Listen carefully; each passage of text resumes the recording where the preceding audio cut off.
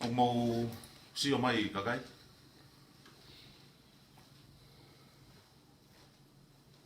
Mau ui atu e tau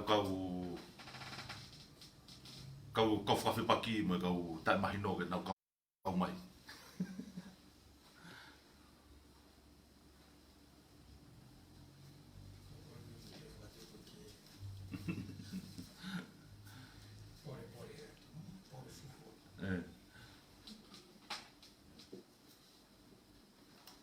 Kau tu lagi penny aku kata.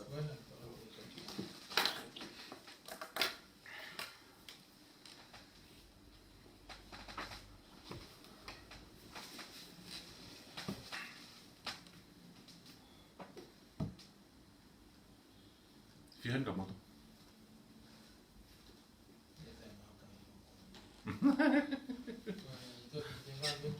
Iyo, tau mini te walu he tolu. Sari.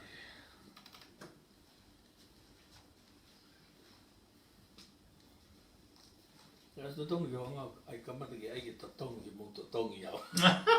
Totong ai si ngau e mo ai totong. Kada do ki to kau.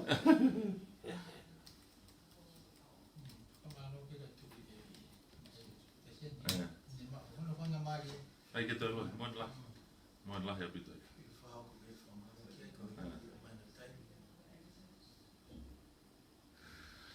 Iyo.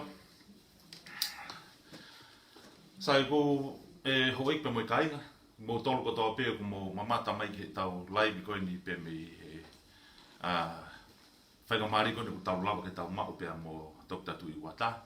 Pe ko tui ku kai ke whatatari to ko lahi ke nau mamata mai ko hui ko talanoa ko ni ko talanoa fu mahu inga au pito ko hui o ku lahi pe ngahi isiu.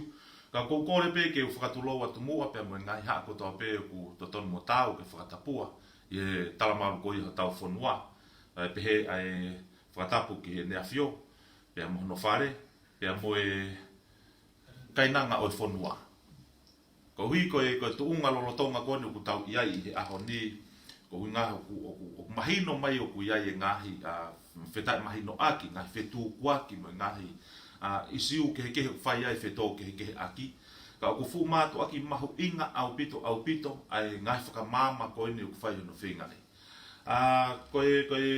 Ko mea e taha koe ke mahino mo mea he ko he toko taha ko toa pēka tau te whito ke ki tau tolu ko ia kau pou ko ia o pāti te mo kālati o tumotuanga o wha.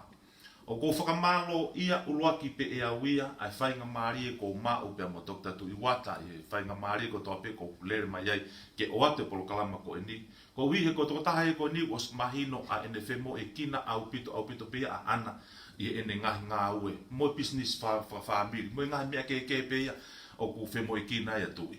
Ka ko whakamalo au ia tui i he whainga maari o ku ke lawa ke mau.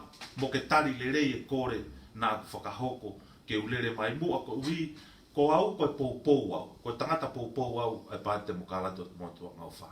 Maka tu unga e ku pou me e ku ilo pau ko system pe mo vi sone ko e o ku nai mate e tangata e pare mia a ko mama o atu o no po Samuel Atis po hiva na aku tui whakapapau ko system le rei tahaia ke whaunga o tonga i he kahau pe mo lolo tonga ni Pea ko uhi ko ngahi talawhiri, ngahi whetu kuaki, wiai pa ngahi isiu he taimi na ake ke i he se ai kabineti. O kulawa o hake ia he taimi e he kau pou pe a koe o i pāte mo kalati pe koe patoa. O hangerewa ku hoko ai ai whetai maino aki pe mo i whesitua aki e ngahi whakau mo i tui mo mahino. O ku mao koe e he kakai. I he tōnga rewa ko ia. Ko uhi koe mahu inga koe ke whaiha tala noa, ke toi mahino ange ki he kakai o i whanua, tau te whito eni, a iku tui a aku kohani ihi, o ku te ekeke nau fu mā usia, ai mo oni pe mo i kakano o i visone. E hoko ai whahinga, whetu kuaki pehe ko hoko koe mehe ngahi tatafa aki koe o i kau pou patoa, ke ne toi lolompe te toi tāpalasia, ai ki tui nai toton ke tupulaki le rei hake. Ko wiki ne mahino, pe mo ne ilo i koia ai sistem pe mo mea to ton ke whakalere ai ko tau whanua.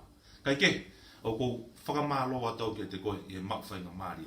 Ka ko whakaamu pehe kai ke tātou whuloloa, ko ane a whi, nā ku o atu pe ke te koe, ai ngahi whehui, na e o mai e he kakai, whekau aki mea mo ngahi, mea o nau tāla whiri ki ai, mo nau whakaamu, e lava ke hanga whaihano solo, ai ngahi palo parema ko ia. Pea ko tui ko whainga maari o ku ke mau he aho ni ko whainga maari, fu mātu aki mahu inga, ke whai hano talatala noa. Pea ko lave i pe, ko ke osma teu, ke ngahi talatala noa te ta whakahoko ko ia e aho. Ko kore atu pe whainga maari o luaki, kore ka tak whamore pe e tok tatu i wata, ke o mai moha, kamata mai moha taki talata noa, kai to hoko atu e ngahi isi uko. Mana tui na tangata whoki he wike ko Osi Pacific. Te ki ke Osi Pacific, ka koe mea taha na palpare ma whoki ta netu e ka. Ka koe ahon, utawhia fia, ko wiko o whakarerei e mea kotoa pe, pa ko whaka amu, ke toi ki i whakaikiki i mai pe, mo whakaosi mai a e ta isi uko ia, i e ta talatala noa pe, osko apa tatu hoko atu e pe. Alo, peta si. Kore peke u whare ka mapapa. O na ke maho, a piko ke maho o visi. Kono moni e tai soni, kono moni o te whi tala noa atu au, kono moni o na ia, kono whi alba whai ko ngā ue. Kako hui whoki o ke fuwi wiri mai, ke o ato haku tari. Kako kore beni hoi mo ka inga. E tai soni, mo whakaukau nge ka motu ki mea koe ni. Mo whakaukau ke koe. Tala mai ange ha makatu ngari rei. Kono ateki au aki a ngai tua keke. Koe oso mai ulise u whehu i. Koe tua ki i au kai u mahu toke tā.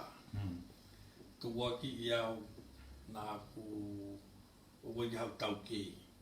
Tua ki i au nā kai ha ase whamiliona. Tua ki i au nā whakapone. Moe nanga tua ki e tāna ai mai. O mai whi motua whikawaki, mo mea kau ka wosa. Ai deu te whehu, O was mahino atu e te mutolu. Koe motu ani. O koe ki koe whi alo atu au, ke mo kore ke whiri a te au.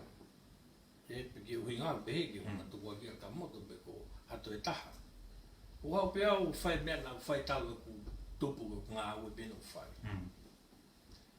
Ka koe hapoini o mātu unga ai uhinga o whai mai o tuaki. Te whehu loaki. Koe uhinga ho o mou tukuaki i au ho mou wheinga ke pehe na e ware a krisi. Na kai ke mai e te ia e ne whiri au. Is that the point? Hoko. Koe poini ho mou tukuaki i au na whai piau toi whiri whare area. Te ria nā tau te whetau laki. Koe tau mua ho mo whai pehe mai ke te au, koe uhi mo pehe, koe toki hao pēa neafi, ka whenga uhinga pehe. Koe uhinga ho mo tuku aki i au, koe uhi ke mo whangari ware i au, o koe ka toko tā matao tāo au. Pē koe pehe, ko tu i au, koe ka toko tahai au, koe hao pēa koe pēna whiti. Koe ke ne ilo e whi lau lau, ke mea kono tau mate aki i. O whaamwe e tai soni. Ke tau ki lua lua i re rei. He matua koe ka palpare maka teo ki tāria te mea kotoa pe. He kono uinga o koe ke uhinga ai ke whainga tā i a. He oku i kai ke utoi whie maua ha mea me kakai. Koe maua mui koe fuki sui pe koe. Pe ko i api o whai ngā aue mo i muri, pe ko tongani, pe ko whewi luku whai ai. O whai koe whonga pe o maua mo ui. Koe maua mo ui, o koe ka toko tāwhakarere waka ui. O koe ka tā mau ke o kasa hafu uka mea. Pe te ta ake hafu mi sini mo hafu tapiri. That's not my, koe koe business e ta mai. Pe ako whenga beo ke hoko atu ai maua mo ui koe ke alu ke whamu puna mo whanau. Ke hoko atu a lega siko ia. Ka kono mo ni. O koe ko hatama matātau whakarere koe ngā ue tamai. Koe ngā ue a aku. A eni koe na hanga a girisi. O mai au ki kapineti mo whare area. Na ko pehe lewa, ke tau ai tahataha mua te son, hoi mga tau ai tahataha pe, tau whingi o te tau mawhana, hon tau tu meka te au te son. Kai tu ke tānoa re rei atu, mo tolo mo si tāngia ho mo loto, ke mo koe mea ia koe pe te ke pe toi sai ho i tā, he ko ilo peta ngo i tā, ho e te uhinga re rei ha mea ka te au. Ka, o koe koe whatongia o ku ke uta awhi ho i tā, mea ia au mo tō tāna whai tā i koe. Koe mea ia aku ke hukanga o whanawhano atu pe whakamama ai mea nā whai. Kai ofa pe mo tō whai mai tu aki, o mō ma te uteu ke mō tare mama.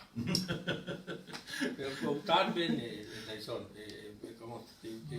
te waia te ulak tu aki kai taki hoi, tau ai mahino mua ke tau lawa peo fe whamama aki e tai son, Koe tuua ki i au o uri hoku ni ma. I he whamiriona. I he tila makasiki. Koe whai tuua ki mama whai. Ko pehe ofa pe ka ainga o kua osi mamatu mea koe. Koe whaunga na wha mamatu ai. Nā kurea wha pālangi atu i he mea koe ni, Facebooka. Pea au toe asi ata atu. Wegi toi hawhitu. Ke whanongo mea kaswiki. He koe kaswiki, ko ia te nehanga o tila i au. O ne tala mai kia te au ke o mai hau silini o ka pau te ai kaswiki ke ne. Koe whai whaunga e whai whai tila. Ia koe huinga urea whapala, ngea mu asia tu he ata, koe te olo toi e. Mui te utingi koe kau, rea mai peko a sio mata, koe rea atu. Ke ulawa pe e au o veteki, a fui kontreko ni. Ka pau i whi mau e pure ana. Vea, o totonu lewa ka pau na i ai haku whaahinga se niti na e mau pe pena fiti mei he kaswiki ke rea mai koe he tainimi koe uhi kau ngari kovi. Ka te whama pau e kai, he kai lawa tahare a mai. E ko osi loku osi au ke kaswiki. Ko na osi tu taki mai. Ka utalangi. Mo ore ki ka kai. E nau whae mea koe ni koe mga tunga ulo loto au pita au pita. Sai, koe ai atu e tai son tau whawabo mo ai. Ko koe na ke tua ki mai o pipiki ha ni mamilio ha whamilio na he. Maalo ko mahina te isi e koe. Ko whewi atu e ka moto mo tai son. O mo behe ko mama ke kakai fo moni ko ya. Ko kiria isi ko ya pe tau kei. Wheta tau ai pe one at a time. Ke oa te tau wilo takai, angia whine mātua. E tau ai hui ta, la waia. O whihui at ka mo wa hoi mga aina.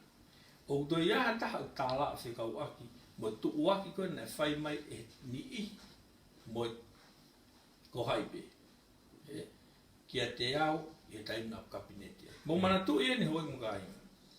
Ko moto luta i soni, ka moto koe kau pūpū moto. Ko mautau na mau he loto kapineti, ko mautau na mau tataki, a ngā awe pure ana, o agisi. Pea koe uhinga mea o mutala whiri ai, koe hanga be he loto kapineti a agrisi, o whai mai tu waki ka te au. Nau kai haa. Pea koe ngau tui ko māma tui. Sai, ka wau māma ia e hoi mga ainga. Koe hae isi hono hoko tau whaamu ke tau hoko ati ai. Whakalu fua, o mai ti te ila whakahe la ia.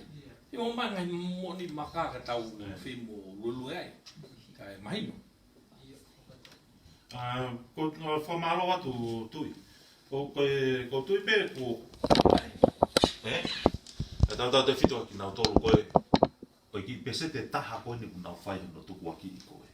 Na neonga ne pese te taha ka mahu inga whoki ke whai no whakamāmai.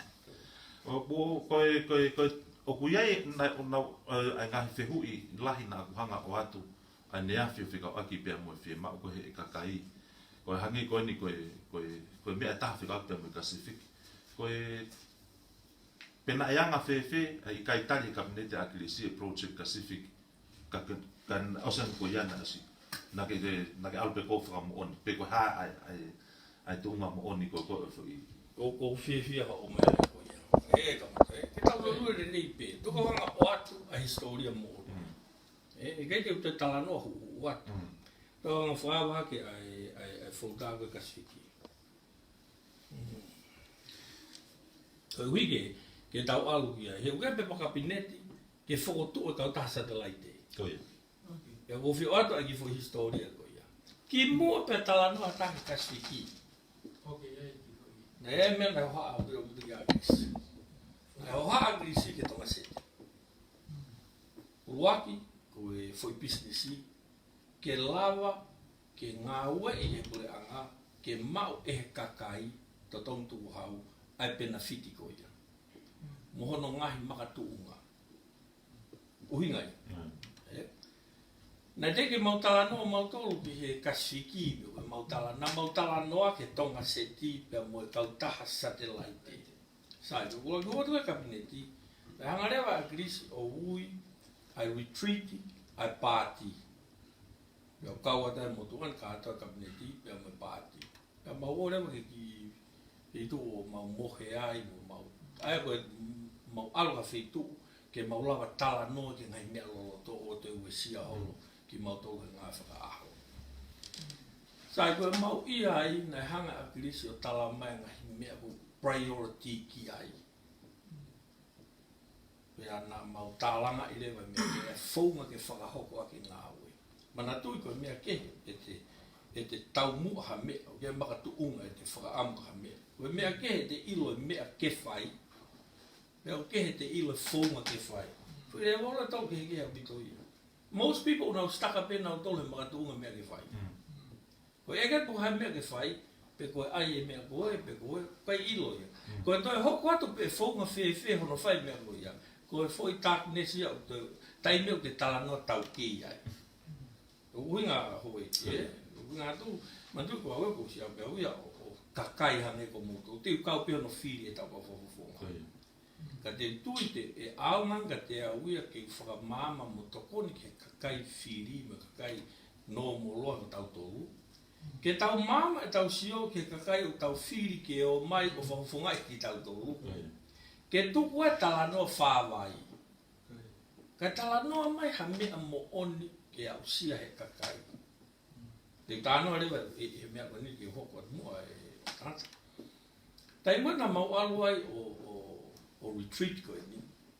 Mau kamata he pungi. Mau tānoa pungi ia. O hake rewa a kirisi ngahi mea la lahi ko ni. Uruaki o ni whia mau a reformu. Reformu ai whaunga ngā au sistema e pure anga. Koe uhi kai lava ke tafe ai siri ni mo monu ia. Waka siri ni ko monu ia. Ki he kakai ke ona ari e kinata.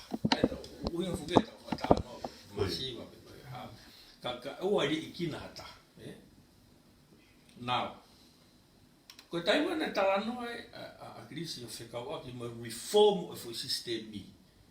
He oku kehe a taimi na ne nofo ai mi tua o whakaangai ai whonga ngai pure anga e taimi lahi. Mo taimi na ne tautu ai koe kaptenia. Totally two different issue. E se taimi na ne huai koe ki loto ke pure anga. Na nau silere nau tau pua tau e whiha whiu wak lere ka nau tau. Te utaat mahina na kei lawa mea. Mo eke, te rati, koe, he nā mau he retreati ko ia. Koe hatala noa a kirisi i he taimina ne he kai he sea. Kua pau ke whaihari ke whauma ngā ue. Koe sistemi ngā ue. Koe hano uhinga, kai lawa ke tafe ai foi tau mua ko ia ke tafe e monu ia ke kakai tuku hau ko uhiko e nau whi lau lau e nau tafi pupua ke o mai e nau seni te nima pe a tafe ata monu ia pāna o fuga nau to ke riu riunga kai mawahe a me he whaunga ko eni ko e tafe mai e fufanga o miliona ia me he tuku hau e kakai kai wainga ke pese te taha go soma o koe ko at ko ni ki tala no atu ke mo mari e ma de mo fili e te au no I'm trying to tell you a facts o koe ko hu e ko ta no factual e he ko tala no ko a kirisi about distribution of wealth ko tufa tau e ai o va o al dai ko ma fa na Pea loose tracking for o tātu. Koe hae uhinga ai whukirea koe distribution. Koe tufa tāu. He koe hae paraparema a tongani ma ngai whanua lahi ko toa pe. O ku mau e pese te taha pese te hiwihiwa a munuia. Kai tufi e pese te hiwihiwa e momo. Koe mea ea kui inequality. Koe mea ea kui koe unfair distribution. Kana ilo e akirisi ma kehe me taimna ne hanga malangai ai to tonu e tangata mo ne tuku hau ke hanga he pule anga whakatafe matariu a tauta polo mai ke kakai nai kehe e ne au sia e ne tala noa i tua me taimna ne tautua he sia ai e peo ke mai kau kabinete mu tolu wana mu kau pāti na tau iei kotoa kātoa na mau ia me taimna ne tala noa ma akirisi ke ai fui komiti a ana ko pare mi ai ko initiative maunga tahaya ke fai a reform a review kai ka ulau mea na maulau o te ngahi ngoa o mo ilo hingoa na tau mea visi ko tui o mo ilo ko toa pe he ko au na uhinga hono o atu au ko ilo ke mea ko sistem ko mea ko reform o koe tsama koe ka te ai te mea ko ni ko ui ko fitala no fie lahi mo ko kata ka pau e they come across like that but that's not my intention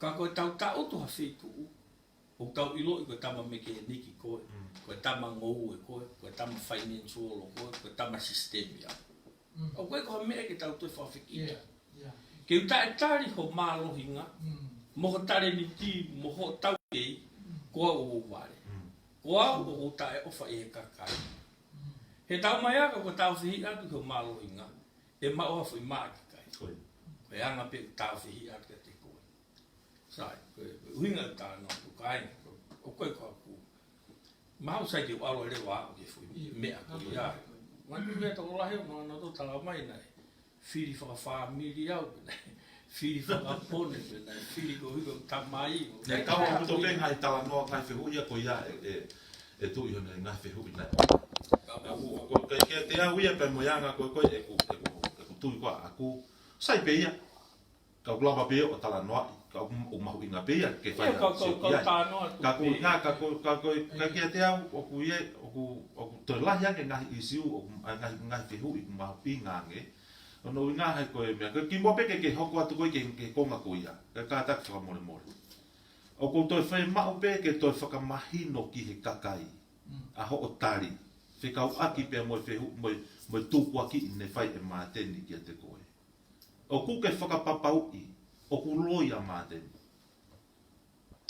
ko fa papau be mo na ma te ni me ma te ko ke manga me di mo ke mata no boa ko me ai a fe ma la he ko me a ke tala tu o ke winga ko ma te ni no we winga ta no ko ma te na ko fa nga na fa ko ma te na wala fa nga ku fa ko to tanga ta u au o nga ko ni na ko ke ula va le ke kamai ko ko na kamata ko na ke mi bia ka o nga ko ni ko na taki ma yau ki ai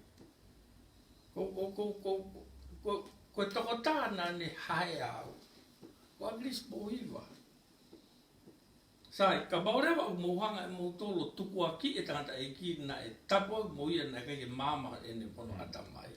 Ko e mea ia a motolo. Ko e mea aku ki talanoa ke te ki motolo ka hainga. Ka ko kore whakamore more atu na ngari san tumua. Ko talatuan ka te ki motolo. There is nobody in Tonga. Pe i mamani.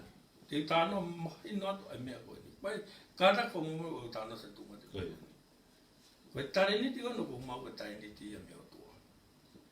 More ke mama o nā mō pehe na iai ha university. Nā ne whakata tāu ke o tare ni ti koe. Ka pau te mō tae tui mai ka te au. I wish te mō lawa hau ke ngai semena ko au ki ai. He ko au te whaiwhai aku. Ko tāwhu ke whehui nei o mai whuke kakaitu. Whika waki pe mo tōnga toke tā. Ka mo tue ko mea ko whika waki pe mo tōnga ko. Ia ku mahu inga au pito rewa. Ke whakamahino ke kakai ko hui. He ku kauia e he tau ngahi tāla whiri. Kau hange ko mea ko ke whakalawalawa ki ai, whekau aki pia moe malo whakaotua, poto whakaotua ku lawa ki whakainasa ki ko. Ko whakamalo a uia, I hono mau hatangata pehe, ki whakainasa ke kore anga, pia moe kakai o tonga, I he matao tao pia moe toi lere iange mea whakatamai kui ai, ke au sia, ai ki sone kou whai ke aisi. E tai son, mo one au ki tau ia, I anga tau sio. Kau koe ko talanoa toa uia, au te whia talanoa whia haka te au. O ilo mea pa nonga me whia bari he te ilo I ki ta. O koe ke tipeni e houtari ni te ako mea te koe. Pe haka moto o kape mai ka te au. He o koe ke mau, pe te mou kape na e mau university whee. E kau tāna mai no atu. O ku o loto mau lalo pe o ngoi o whonu hoku konseni simu lau maari e. He o kou ilo na whata tāu ko hoku tufakanga whakalangi. Sai te tala no atu. Iyo, we can talk about the university. That's not a problem. Kau ko talatu pe e. Kau e whonua ko e he whonua lau wako mua.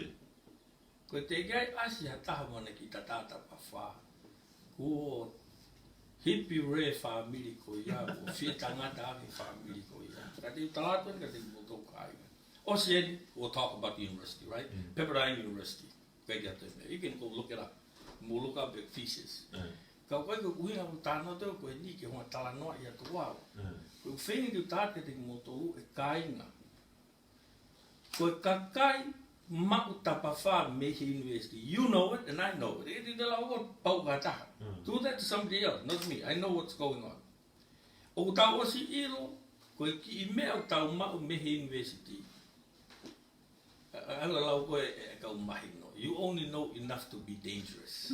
Teke ke lava ko e te haweri you. Sai, te tala noa tu eni ki mea ko tau kei e tai so kai. I'm just trying to help e ke tau tala noa. Yo te tau ki tala noa pe tau tō. Koe taha, te wai pia Amerika. Ko os algo toi mamani ki he pe Amerika ia hono whahinga si pinga mo hono natula mo hono culture mo hono whaunga. Sai, mau tau pehe mo whatahataha ka whukau tahla. Fortune 50 out of Amerika, Kai mau hua tu pia tautu. O wasi ai foi culture, foi ulunganga, foi whanua ia, foi professionale o whai. O ilo pe he tama tautu he rewo o wako tau me te pire, he area, a kau matatau. Sai. Ka iai ha taha ko ne mea pe ula fua matala ke ne flash ake ne ki toke tāma ne ki maa. Si, ko e kau e mea maulalo taha. O ke ele taipu o tau te pire area pe he. Mahalo o ku laini taha ua mai e toke taha koa me maa koe mui he. He ko hafo I mo oni o kuhanga Amerika o wha mai no. It takes, on an average, tawe walu ki he tawe taha ua. Hono train a toko taha mau mawhai me university. Ke toki lawa o e taweri u I he te pire a rea kua matātao. He koe ke mau e matātao mi api ako. Koe matātao koe poto ngā ue, tau ke ngā ue. Koe meo ke mau mi university koe lau tohi mo sio viti o, me whanonga tala noa, me whanonga I whai ako, koe fo I ilo pe ia. Rela ki hanga furi he fo ilo, ki hatu unga ngā ue. E ua ki tete honi maha wala ki mea ngā ue. Ua bau ki ke ala ka mea ngā ue. Pea u sio ki on an average in ko tala noa ki ai. Koe on an average umi mi tau e walu tau tahau.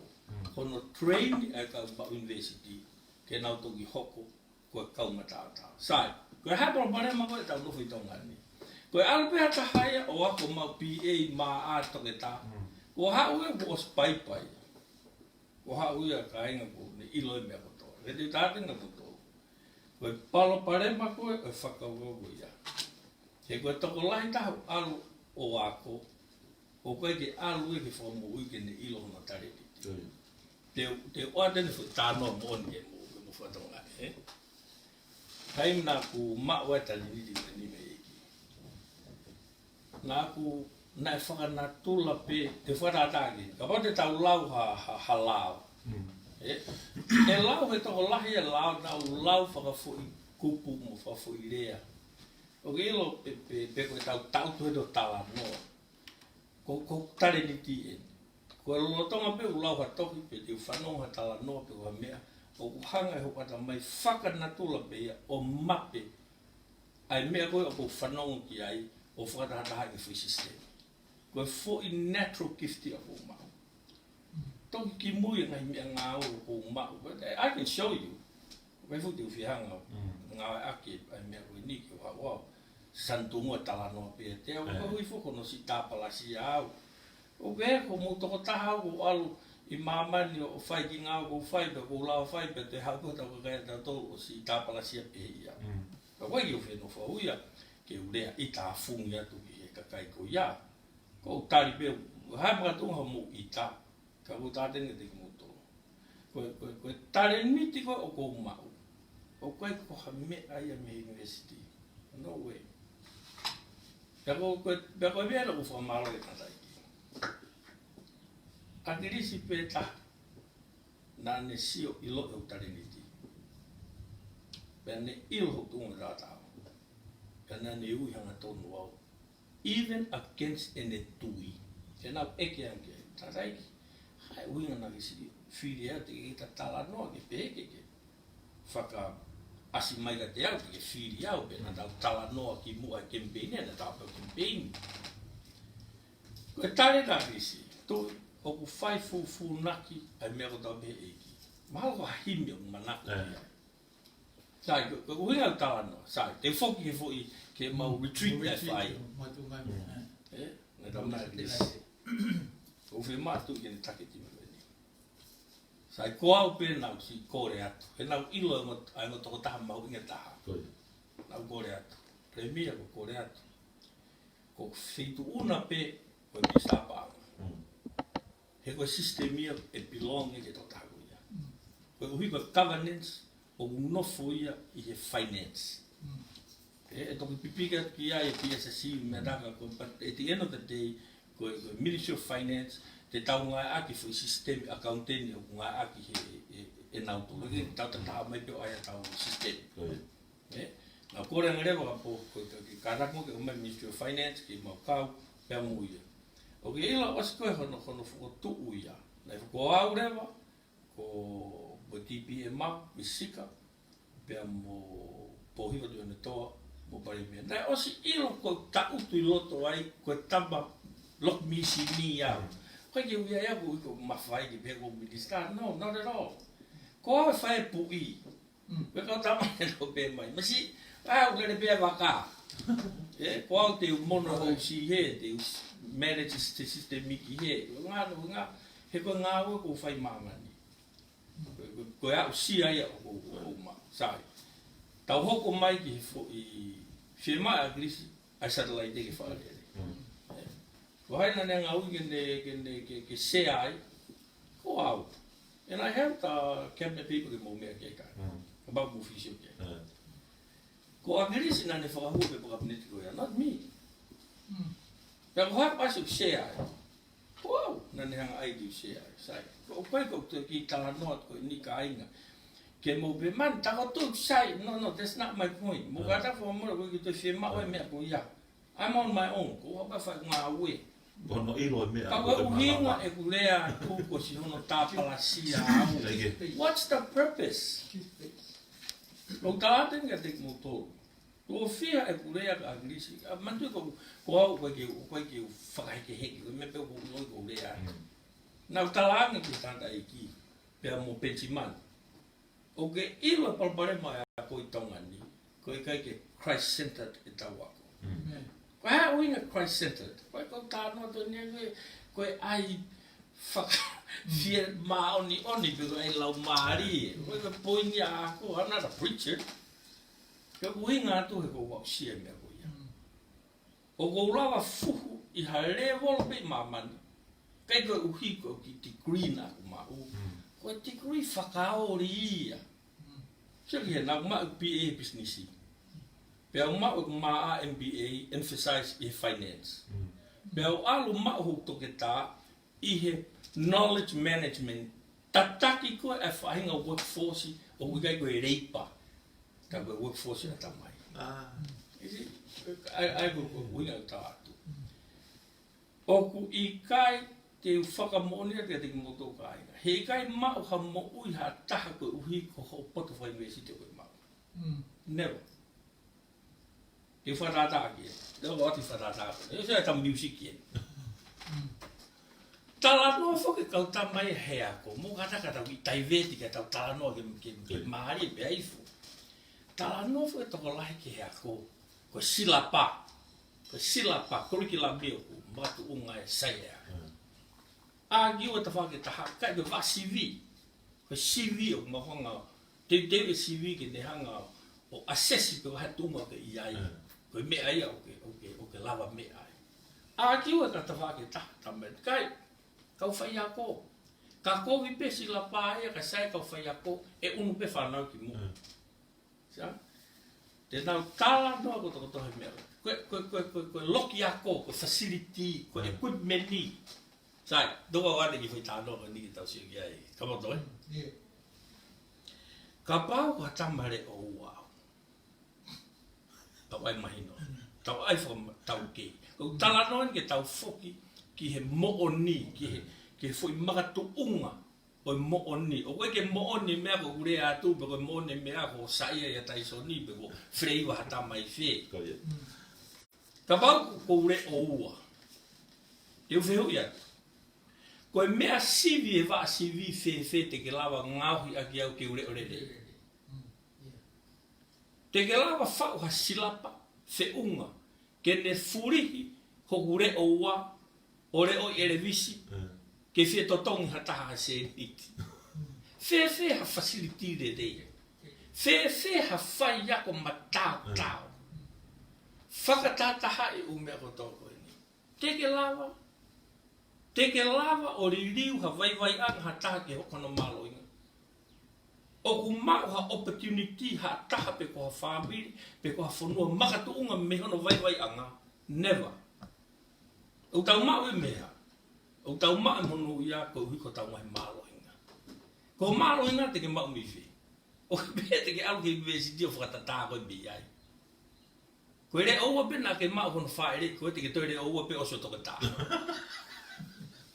E fōi ko mo kata. E me komo te mo mawhanai. Ka te talate te moto. Taimi o tau whoki ai ke senta e tau a koe a kalaisi. Koe hae mea te ke aluke. Koe ure atu eni ka inga, koe ure atu mehi e ku ausia. Ko e ku tala loto. Nā kai ku ausia ena foi viti oha whitu. Pea koe ko santu ngua koe uhi ko au. Kai. Ko santu ngua koe whake o tua. Pea ka pau ke loto mahi koe au. Koe palapare maa au. Koe palapare maa au. Koe palapare maa eiki. Koe eiki na ne tuwha. Pea koe kulawa ko mahi no i hoku mālohinga mo tareniti ko ia. Koe ku whetau laki pe mo hataha o kou sio, o ku ne mau e tareniti ko ia. Kou ilo whakapapau, e toko tahana ne tufakati koe. Pea kou toka i koe o ku ikai ko koe mo e mālohinga ko ia, ki u tauwhihi atu.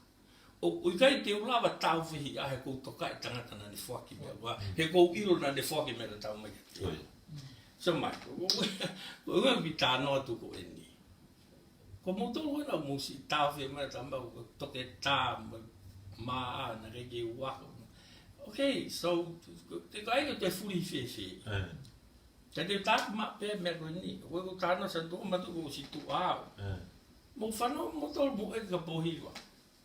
Ko ta ke pohiwa ko hai un ma skill ko ni. Ko pe ma e pohiwa ko skill. Ko foi taleniti. Ko taleniti ko no ko ma ko. O kou lawa pea mape sistemi he whanongo ki ai, i he ku lau e tohi, mua whaahinga mea pe, peo whana tua begi hono whai me kuia. Sai, o kou hinga wako pea, soko o mālohi po, maalunga po, tika ikai, o hinga tala noat ku ia ku whaki, a ku loria ko he iki. You see, that's the point. Ko hao no aunga ho tāpalasia. Ko uhinga rewa ka tea uhinga agrisi. O fai fufu na ke me ko pe. Sai. O fa vu ga ka pe. Ka pai fu ki u fi algo ki u fi personal, ki u fi tangata. Ko be ngai me nga o ia ho mau ngai level e mau ngai mala e. Te ta pe o ki hata hai te nga mau. Ko pe ta ho mau me ko ia. E au pe. Ko uhinga he o special ia ko uhi ko ho taleniti. O ka ba te fa ke ha o ka kai na mau wa ko fa ta mo na to mau professionally develop fa ta ke na ta ko taleniti. Na whakakata aki au ai kai te whakatau toki ki alua ki toke tā. Na mau wako ko mau toke tā, na mau hau ki e na kai ke ngofua e kaia o te kei ke nau lava taki hanga i ngā au, experience, right? Na kai te lawa o hau ke ei o ke ei ho ukalasi, o te kei ke iai hau makatu unga ko he industry ki ke lawa hu ke whana prokalama ko ia. Ua pau ke hau ko o endosi ko he puata tare ki tā, pe koe kau paipa ko ke ngā au ia. Ai patseti ko ke o sia, ai tolahe kau ngā au e, ma complexity, ma volume, scale mea ko ke ipa. Pea koe nai tari rewa mau tolu, nai handpick ki mau tolu ke mau mai ke programa toke tāka i Pepperdine University. Look it up. Pea nā mau hau rewa ko ia mau ka matai. Nai whakahauri aki au he taingoe nā mau nā mau alfa katape fui kouho. Mau ka mata fui toko walu nima ko fie kau ko toa. O si pe wiki e ua, holo hifo toko tongo futupu pe. Whai ho pe mahana mau graduate mahana mau toko tolu pe. Usi he peseti. Kai ke ilo he toko lahi, talatu i he kai ta mau whata. Nai ke he ako i he whai ako ia, e mau kouho ti. Ka nai ke he wako i a gwena tolu. E ko hato hinga, ko hau e na utohi o na ulau tohi na utohi. Ko au ia na os ilo fui tari diti wene. Ave ta utohi ka tui, he ko tui tene mape fui sistemi. He ko mape peto he tahaha hoa pe tolu, os mape fui sistemi o tolu. E os ko ia pe ohanga rewa o help them i mea. Ai, ko ngatu. O kai ke uhinga e na wako ai fui skill ko ia, pe ko fui tari diti ko ia, Iha University. No. Koe fui gift ko ia, na kumau beau he ki whongi malo. Sa, koe uhinga tāna tō ki yafa taiwet ki ai. Kau langa whonua, pureanga, kau patoa, kau entai patoa. Hei kai ke tau whepaki tau tolu pe toi to e fui mo oni koe ni te tākari tau tolu. Ka i kai ke tau whakafoki, ai e ki ke senta i educational system koe ni. Te utalatu he kai piki toi, alu ki olunga e tau performance e tau tolu. Mo ilo, neo mo ai hate mata hatsai, ta wena o gere o kovika ke fi more hongo to. Ka o ka pau te ure ure dei. Ko fe curriculum na ne ai au ure ure dei. Ko fe wa sivi. Ko fe ia building i pe koe, instrument i pe koe, whaiako na ne ako i au ki ure ure dei. Ko fe kifte me kutua. Pea harewa tau palparema. Lahi e tau kakai o nau whai mea koe loto COVID. Koe uhiga ke nau nato eke ki he iki ke nau ilo nau tareniti, pe nau toki o ako ke mau, ai fui tokoni pea koe peseti e taha. Peseti he wae, poin hiwa me eki. Pe tau haure tato tau tuha te pire ngā au e pure a ngā koe kabineti. Pea ke rea mai koe, pea ku toka e koe, koe ta mai ne finance, te whanongu ki ai. Pea rea hake tama koe, ko tama la o ia. Pe area mai tama koe, ko si motu o koe, sio ko toke tāsi no ia. Pe area atua ko tama sistemi o. Pe area kau tama ia. O area pe te ega kia, ko hawhi maka tuunga ke mau whanonga tega te koe. Whewhoi tuunga. O ia hatare niti ke mau sio kia. O ia ha tuunga taukei ke mau sio kia. O ia ha maka tuunga ke mau longo ai ka mau whanonga tega te koe. Pea koe uhinga ia te talatu kāinga, koe kua ulau wini kia tō tāpihe ko tātene.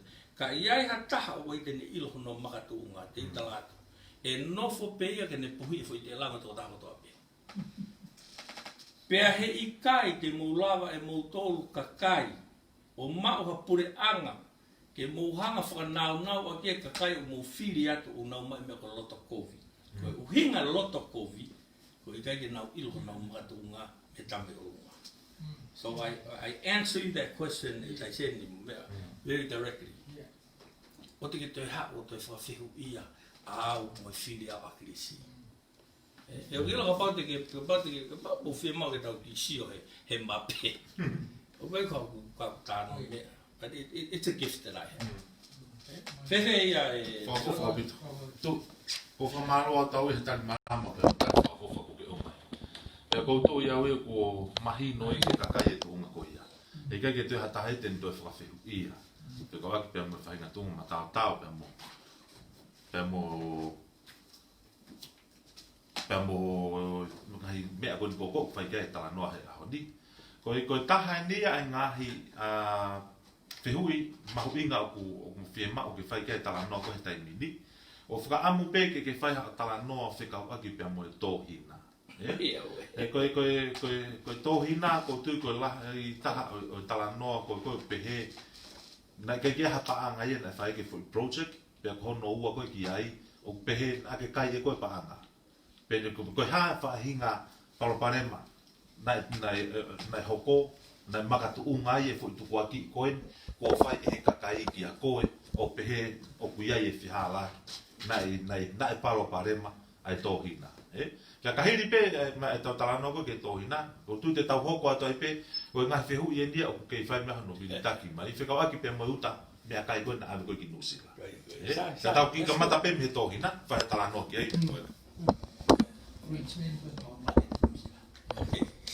Sai, I mean, it's good.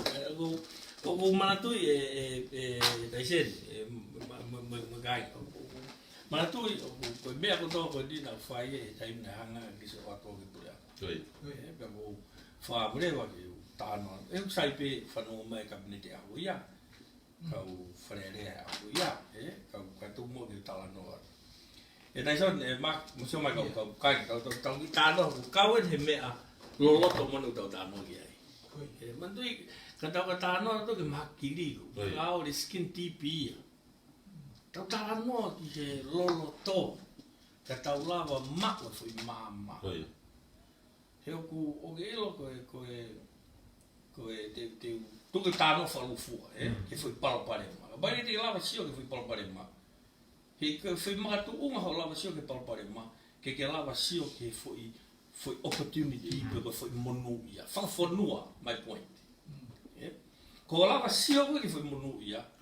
Mo palpare ma te ke lava rewa o fatu ha fonga nga ue ke lava yo whakahoko ai mea koia. Ka te weke ate mea koia.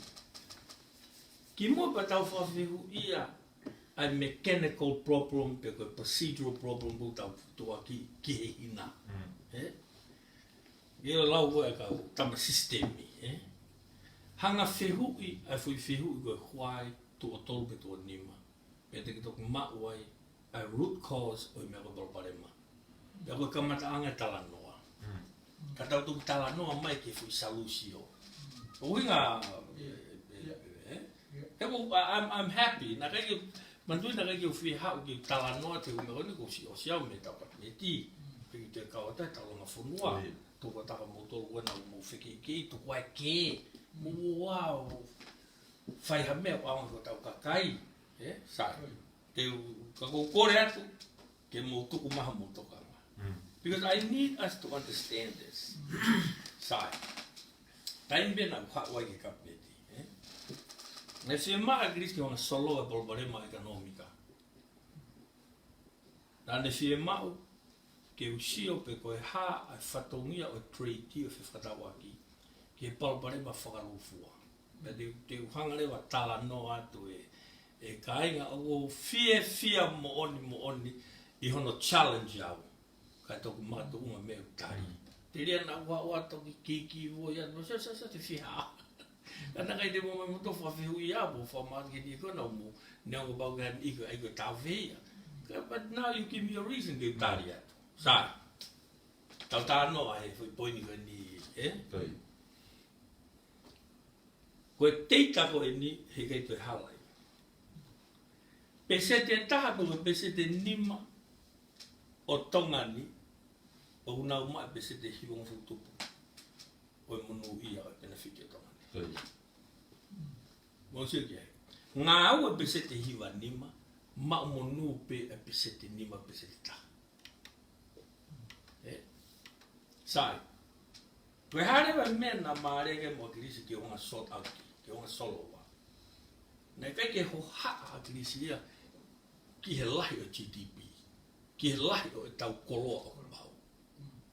Nā ne fie mau, whaka practicolo, ke solova a distribution ni. Ke tufa tau. Does that make sense ka mo dolo kai? O kuhinga ai whaka mga. Ke oua te tau tala noa pe I he mea koe hiki tō pe GDP o tau tapiriona 1.25 billion, 2 billion. Nai tō kanga ngā akirisi ia o saipe tupulaki whaikanomica. Ka tau tupulaki, koe uhi, koe tufa tau. Koe tau tala noa tau pe, tau pe he. Ok, koe hai tatau, tau langa e tatau. Koe tatau, koe bau maha paanga e te au, pau tau tau honfu, tau tapanga honfu. Koe tatau ia. O ato sirini, o mai sirini, pe koe penafiti. Koe tufa tatau ia. Sai, koe harewa tufa tau. O uhinga e tufa tau, ke tau kamata e tufa me he maulata. O uwhaam ke tau ki pause, ke tau ki whakaukau loto ke mea koe ia. O ku ikai koe whoirea koe tufa tau, ko ha whoirea whakapolitikare, whoirea whakatemokalati, ke tau o mai peo tala noa hangeha. You know, hange tau pehe, koe whupapoe koe. Koe me eia koe. Ikai, koe ngai testo I mon koe neo whuloloto o pita. Sai. Te uhanga o tala noa tu ki he, e uhanga ko analyse koe, ai anga tufa ika no mika atonga ni, o mamai e usio, makatuunga I he ufika. Pea mwe uhanga ko tāwha, struck tāwha system ni. Mama be usio ke fwoi mea, that's the problem. Koe problema mai premier. Kare mena hoko. Ko langa au. Kito ai pepa kabineti au. He koe uhinga taimi lahi tau ai pepa kabineti koe malua loi. He koe ai koe mea ta magisi, koe mea ufi mau ke genuine e tau whakaukau. Pea whakapapau I o tau ofa whunua. Pea tau uno whai mea koe ia, sai. Tau whanata tāna wani. Ko hanga mapi ka atoa treaty a mamani motonga ni. Hono upatna. Asi au pito mai ki toa ka upatna lai koe ni. New Zealand, Australia, Amerika, Japan. No doubt. Mahino au pito. Ihe ngai area ki. Ka moila tama lion lai ta. America. Sai, kai ngoe na uhangai o. Kau ngela toko lai ta, New Zealand. Kau tonga. Taimiwan aku sio ai ki he ufika koe aluatu mwe hau ai whiwhakatau aki. Mwe flow koe siri ni. Toi maria nga fui fika e gau me fui whakatātai na asi mai me. Iu kamata mi Nusila. Nusila, mahalo I he wangau miliona, oku tau whakatau tonga me he muri. Ene sipi, ene maho a, ene pata. Koe trade fight national law. Na wanga trace a trade koe ai whakatau a Nusila me tonga ni. Kai ke hau e nimba be walu miliona. Musia ke whai keke. E kai musia ke ai. Ma teo koe ati ni ki si whakanga e pule anga pe whakanga e tau kau tama pe koe. Ino pe koe kuhanga ai ke tuku hifo e tau kau pato. No, that's not my point. I'm just trying to tell you o ke hao whawhihu ia I mai ai re o tau kau pese te tā koe nā. O nau tuku aki I au ki he tōhina. Ka he kai te uloa tāno ki tōhina ka ore ku tāno ki whawai. He te tau alu me tōhina ki wharekoloa, te tau alu me ki online banking ni, te tau alu, you know, te tau loi ki tōhina. Ka kua pau ki uloa tāla no atu ki he mea na aku sio ki ai ka paparema whanua ni. E tō uhinga maaria ka mūtou kai. E tō uhinga maaria te mūtou. Ai ngai whotūtū nā whai. He nai uhinga maaria ka kirisi. Sai. Taho kwa tue? Toi. O tau ngā aki e u trade partner, pe o tau fōkasi New Zealand, ke tau sio ai ki e fui moni mea o tatau o toa pia ka Australia mo New Zealand, mo Amerika pe mo Japan. Mo China, of course, Sirini o ku whakatau e tonga kesi, me he tama nusila pāwangi, o i he around 200 million a year. Tata. Sirini koe o whakatau me loto nusila me taunga. Kai ke malo i he nima ke 1 miliona. Musio ke fuwhai keke. Tata ni pe me nusila. Mau toko ni a tonga, patuka toko ni a tonga. Ke toko ni a tonga o ke ngako. Te hea wo mai wa 1 miliona hai ka ke kai e koe wa ngau miliona. Sai, koe ni ke ai ke heka. Kai ringo tau ki whakata. Sai, o mu whatonga e whime o tāna ki ai. Koe mea ta tau ia ki Amerika. O ke la, au kolo mai koe fute whanoa koe o alanga i moa. O tami kai e tau tola ka konteina taha aho tope.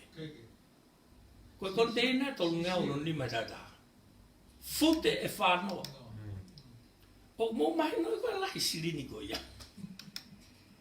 Rata i so. Sai, mafuri e foi whakatau moa ata peke tonga o umai me Amerika. O tau mafuri atu tonga ki loto Amerika. Fo i whika ta tau pe. Fo i pēteni ta tau pe. O hange wasi nusila i Amerika mo Australia o Japan. Same pattern. Sai, ko sia o ki ai ko be te to ki i zero in. Te to ki analyze o ki te o toa. Ko sia ki whakatau ko e tonga tamatonga. Ai moa mo sipi mo pata ko whakatau e me tamamuri. Tai mana usio ai ki whakatau ko a loto Amerika Australia no usila ai koloa atonga. O kera mea ko sia tau koto ki loi. Ta koe tama palau ni pe. Koe tamatonga pe ia. Okay, o whumanga tau ki. Do you guys see the point? O tau whakatau tau me pāwangi. Ai alanga i moa, ai sipi, ai pata, mea kotoa. Pea koe treitia ko ia o fu whakamana wahe tau whakatau. Ka koe tau mafuri koe ke hanga e tamamuri o whakatau e tau koloa. Koe ia muri o ne whakatau e tau koloa. O hae ne whakatau e tau koloa. Koe tonga pe, na kakau atu me tonga ni. Ko ia pe o ne toi whiema o fu italo. Ke ne kai fu italo e tonga i Amerika. Does that make sense? Uinga mai, kai? Yeah. Sai, te mo sio le waki he. Koe fu kepi koe ni koe i he wahaa o e whakatau mai e he tonga ai ua ngeau miliona teso. Koe fu i kepi koe i ua ngau miliona mo e 2 miliona. Koe fu i tō ke he koe ia. Ai fu trade imbalance koe ia, imbalance koe. O se no sila e mau whakatau e mau tolu ua ngau miliona ma te koe koe hanga pe ko whakatau mau miliona mau tolu. How do you do that? O sto tonu ke crash e tau sirini e tau tolu. I fu off balance pe. Ka te whihura ka mau tolu kai. Hai unu tau ki lawai o maintain e sirintonga e tu mau tau iai. Why? That's when the trick comes in. Koe uhi ngā koe tāpaanga mai ai kau tonga na mo kakau me tonga ni ki muri. O mohanga feel e whai kepi koe ia. He koe sirini koe o whakatau e he tonga i tongani i he whare koloa ai muri o kumai ni usila Australia nu mo mea. Koe fo i sirini koe o kou whakatau aki me whare koloa. O ku hauia mea te koe New Zealand, mea te koe Australia, mo koe Amerika. O mo siu ki ai. That's our economy. Sai, tau ki hifo. Mandu na kai koa na whihua te mea ni ko moto na mo o mai mea ni o whihua. Pe te tari ato o te moto e talamai ulo e tari. Mo whanong he ko moto mo whaitua ki. Pea ka paurewa, mo moto ki tala ko mo minista hoko, mo whawhunga hoko ki nga hoka te ngā koe tua tai mai. Oi, ai ka pau ita. Sai, sorry. Kage, Sabe, whawhawha pito pepe, o kau e nahi toko nahi ke kau kakai konu na tai mai no. Ke pressure na wata mai, ke na ilo mahi no i mea, ko he ko mea ko kupe, tukuanga tuki tua, ko mea e mga tunga mea mahi no, te mau i kakai. Sai, de hoka tu Bantu ka analyze so ni pe o maka tuunga fe ko ha whakawai o economica tongani. Pea wanga fe e ni whekau kau aki me whewhakatau aki. He uikai ko whewhakatau aki o ngata pe te alo mai te fui niu o hoka pe te awi ke ve hala o whakatau ai. Ko treiti whalokolo. Ka uwe whe piki take e treiti lokolo mo treiti amuri. Aia, hanga e koa whakatau e tongani menu sila wanga miliona mai tongani. Ka ke whakatau pe koa e 1 miliona. Osto tonge karepi e fui sistemiko ia. Ka wahai uhingo tau ki mākalo ai. Koe uhi, he koe tamatonga, mo whinemotua tonga koe ne kakao me tongani kinusila. Ko ho o li sirini, mai ko ofa mai ko family tonga. Koe makatunga tau ki mākalo ai. Ka i kai ke tume mea koe ia tae aanga whono koe. Te whihua le kati nguntu kai. Te tainu tau te kai koe mea whakateknikare whakapoto ke whalau maari. O ku maka tuunga mehe ha. Ai li sirini e tonga mi muri ki tonga. Madunga ha. Taimea te ta noa e whi mokoni koe ni. He o kai lava e he tonga o to'o hane monu ia o kai hono ngutu tapo ki muto i muri. Tai te ke o ngo i kokon sensi. O ke mate o whako kai no staka i tonga. Kare mea whai e hoto sinoe, e taimu ke maua e ongo whalau maari ko ia. Neongo e ne hoko koe mongo, te hanga wae wai, e whai maa ko ia. O to, o ri mai ki tongani koe seniti. Sia? Pea ke mo ui a kirewa koe ki konga si i ho struggle i muri. Kia te au e kau hivu sia, o tau kanomika. Koe mau koe he masiwa i tongani, a senit o uri mai minusila a seria mo Amerika. Wahai mea o whai tongani i ho ofa mai mimu. Tāwangi mai. Wahai mea o whai. Whare koloa ko huki ai. Whakatau e pata, whakatau e CP, whakatau e food trade imbalance ko ngo o tānoa tu ki ai. Musio ki ai. Koe konga ia o tau uhinga i koe o kumo ui e tonga koe ofa e tonga. Tuku e fie poto me whakapoto whakaikanomika. Si, tai me ko whaloto pa mahi ka kai ufu alu e talanoa ia. Ai talanoa formula mo mea. Ko talatu e hoi mo whanong mai ko talatu mea. Mana tu koe ki tu e ate mea ko niki o si tāpalasi e pure anga au niki. Tāpalasi e kabineti ane awhi. O talanoa pe aku kono si whawhihu i au a mga tunga ngana whai. Sai, ka hoko ate ke fui, poini hono hoko. Tai soni pia mamake hoi mo kainga. Na mo mawahet mi tonga ni, na mo ilo pe ko tau maonga mo ui ene. Koe maonga mo ui e family, koe hai poini. Koe ape e fine motua. O koe ka pasi ke hau ki koloni o ngā ua. Pe seti si taha ia. Koe hai employment, hai maonga mo ui. Koe ape koe fine motua ai haka whanau ke nau kai banau ke ngau. Ki hako. Ka nesi hata utu i he lalanga.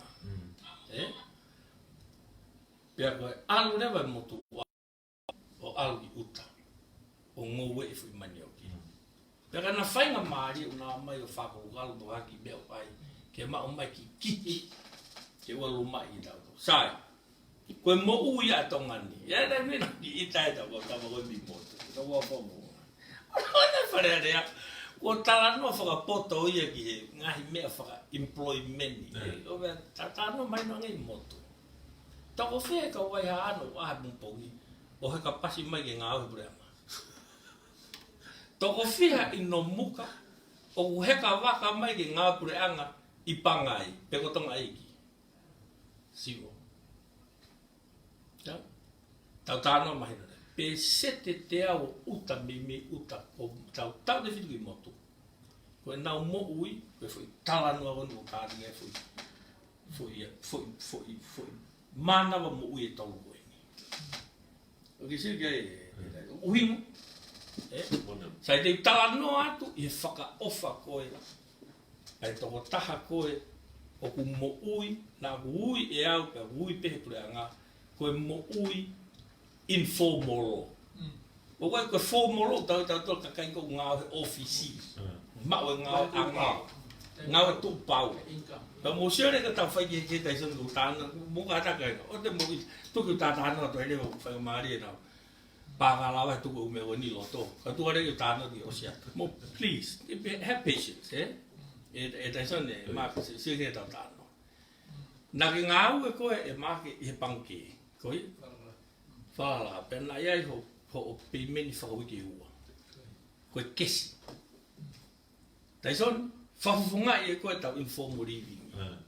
O ke ngā ua koe i he whare lālanga, uta he lalo akau, pēa moe alu koe ki tahi. O kui ai ha o pēmeni whakawiki ua, kesi kia te koe siana. O kauta, o kui ai ha pēmeni pau hange koe tama whomoro. Ika. Koe kia ha se niti kesi a au. Koe kehe a koe mo tama koe. He koe tama e koe ua ne kesi stream power. Mo whanau mai kai ni tāna. Koe whai kehe. Ka koe hai pēseti o e tama ngāu e fōmolo. Mo koe o ke ngāu e infōmolo. Koe pēseti e walu noa ke teau. Ko motu e teau pau. Koe mo ui e mo ui kona ke mo ui ai. Sai. Tau talanoa rewa e ka moto, e hoi mo ka inga ki he mea kui koe masiwa whakaofa. Se ka ta tānoa ho ta whāmiri koe no tau o ta mo ui ngō ue lālanga. Ka ta āpe o ta whāmiri i tō. Ta tō mai whi manioki koe na ta hanga o tō mai me ta ngō ue. Hanga he whae o loloi, pe aiki lai pere ai. Ke kai he whānau ki o te nau o whaingatā ia. Ka koe mea no wha o wha e ta whānau korisi. Koe awato koe ke heka i he pasi. Koe hame o tama he pasi. Totong ia. Kesi. Te uwhihu ia tika te koe. Ko koe ngāo e whōmolo. O koe ho sirini au o ke ala he ki ai he o ke wahi whakawiki ua. Te uwhihu ia tika te koe. Kaina, mo tānoa pepe mo mau e ongo. Koe mea whakaware he whakaofa mōne. Ai pehe mai wita hene ka te au. Ko whee e potong pasi. Pea whāu kato, koe fwoi mei pe, koe fwoi talo e lai lō. Koe hame te uwhai. Kai kia ha kesi. Koe hame te uwhai. Ko wheu i te kianga ahu fwoi talo ke totong pasi o ta haine. Koe poini o tau talanoa ki hai.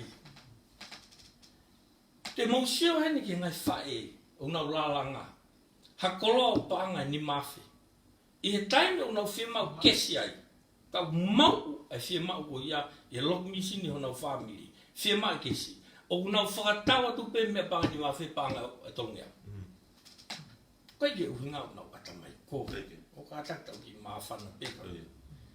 Ka koe uhinga koe mau mo viviri mo ango ai masiwa kesi. Te mosio rewa ke fui moone koe. O mo pehe ai mahua mai e fu remittance mei muri. Na nau mawahe atu mehe mo ui whaka aho koe no o tānoa ti ai. Toko whiha i tō ngani ko alumi muri no ngā rere. O nau enjoy pena toi kesi. Enjoy pena o tolu whawharewhunga waka ua. Mea rere la lahi i tongani. Why would you leave Tonga? O koe ke mawahe tahai mi tongani utu maari e. Koe mawahe ko tō mi tongani, koe ango ai masiwa koni o tānoa. Te te whisia koe ke poine ne, o tānoa tine ekonomika a Tonga. Ki lahi e tau whatala no whi poto. Whakapoto whakatamai. Te utala te whui tānoa o tānoa tu e. O ku whasi pe o loto ke taimi koto pe o tānoa ki ai. Koe hana o hinga, he koe tala noa e tamai me whae every day ko te ringa. E nau tupu masiwa. Pea koe mea o hinga uongo i ka te au. Sa, hana nau whai. Te utea ate fo i mea taha o tue whakatu tāmake nge mea nau ita ina. Kai ki u itaka, I get upset. Te tala no atu o se te hon ai graphic si o ke ko mea ko ni ko mea na ko mea ko o se si o fa sistemi Pai mo hao e toko taha masiva ko ni koe de tātou wegi whine motua. Aluange ki ho ofisi tau na universitai. Koe aluange huange pe, koe beto fuake ka taha. O pe tāng alo ki roto ofisi. Mesi o kou whanana whine motua koe ni whanau mo ne fufanga mo puna. Kou beat ki ai, whine. Koe hao ke tangi pihe ai. Ne whakamatala mai hono tāpala si hei panke. Ko tanga hekai we ni tāu. Ui whao ni pawa. Mātu pe koe au korengi pange. Mo ofa mai o angi ki noa whine motua. He koe ne tangi o ku tala noa ia i he mo ui koe na uta tala noa ki. Ai hala kesi. Informolo. Ma ue mo ui me lalanga ni mamo. Au ki tahi mo. Au ki uta. Sai. Ma wahe mai mi ai. Ngau e ho kuia ko tsenis. O tanga te solo e papare ma koe ni. He koe whae ko toa pe o ke tu ta tau koe. Sai. Au foki mai rewa, Se koe mea te whalolo magi pe te ure ake.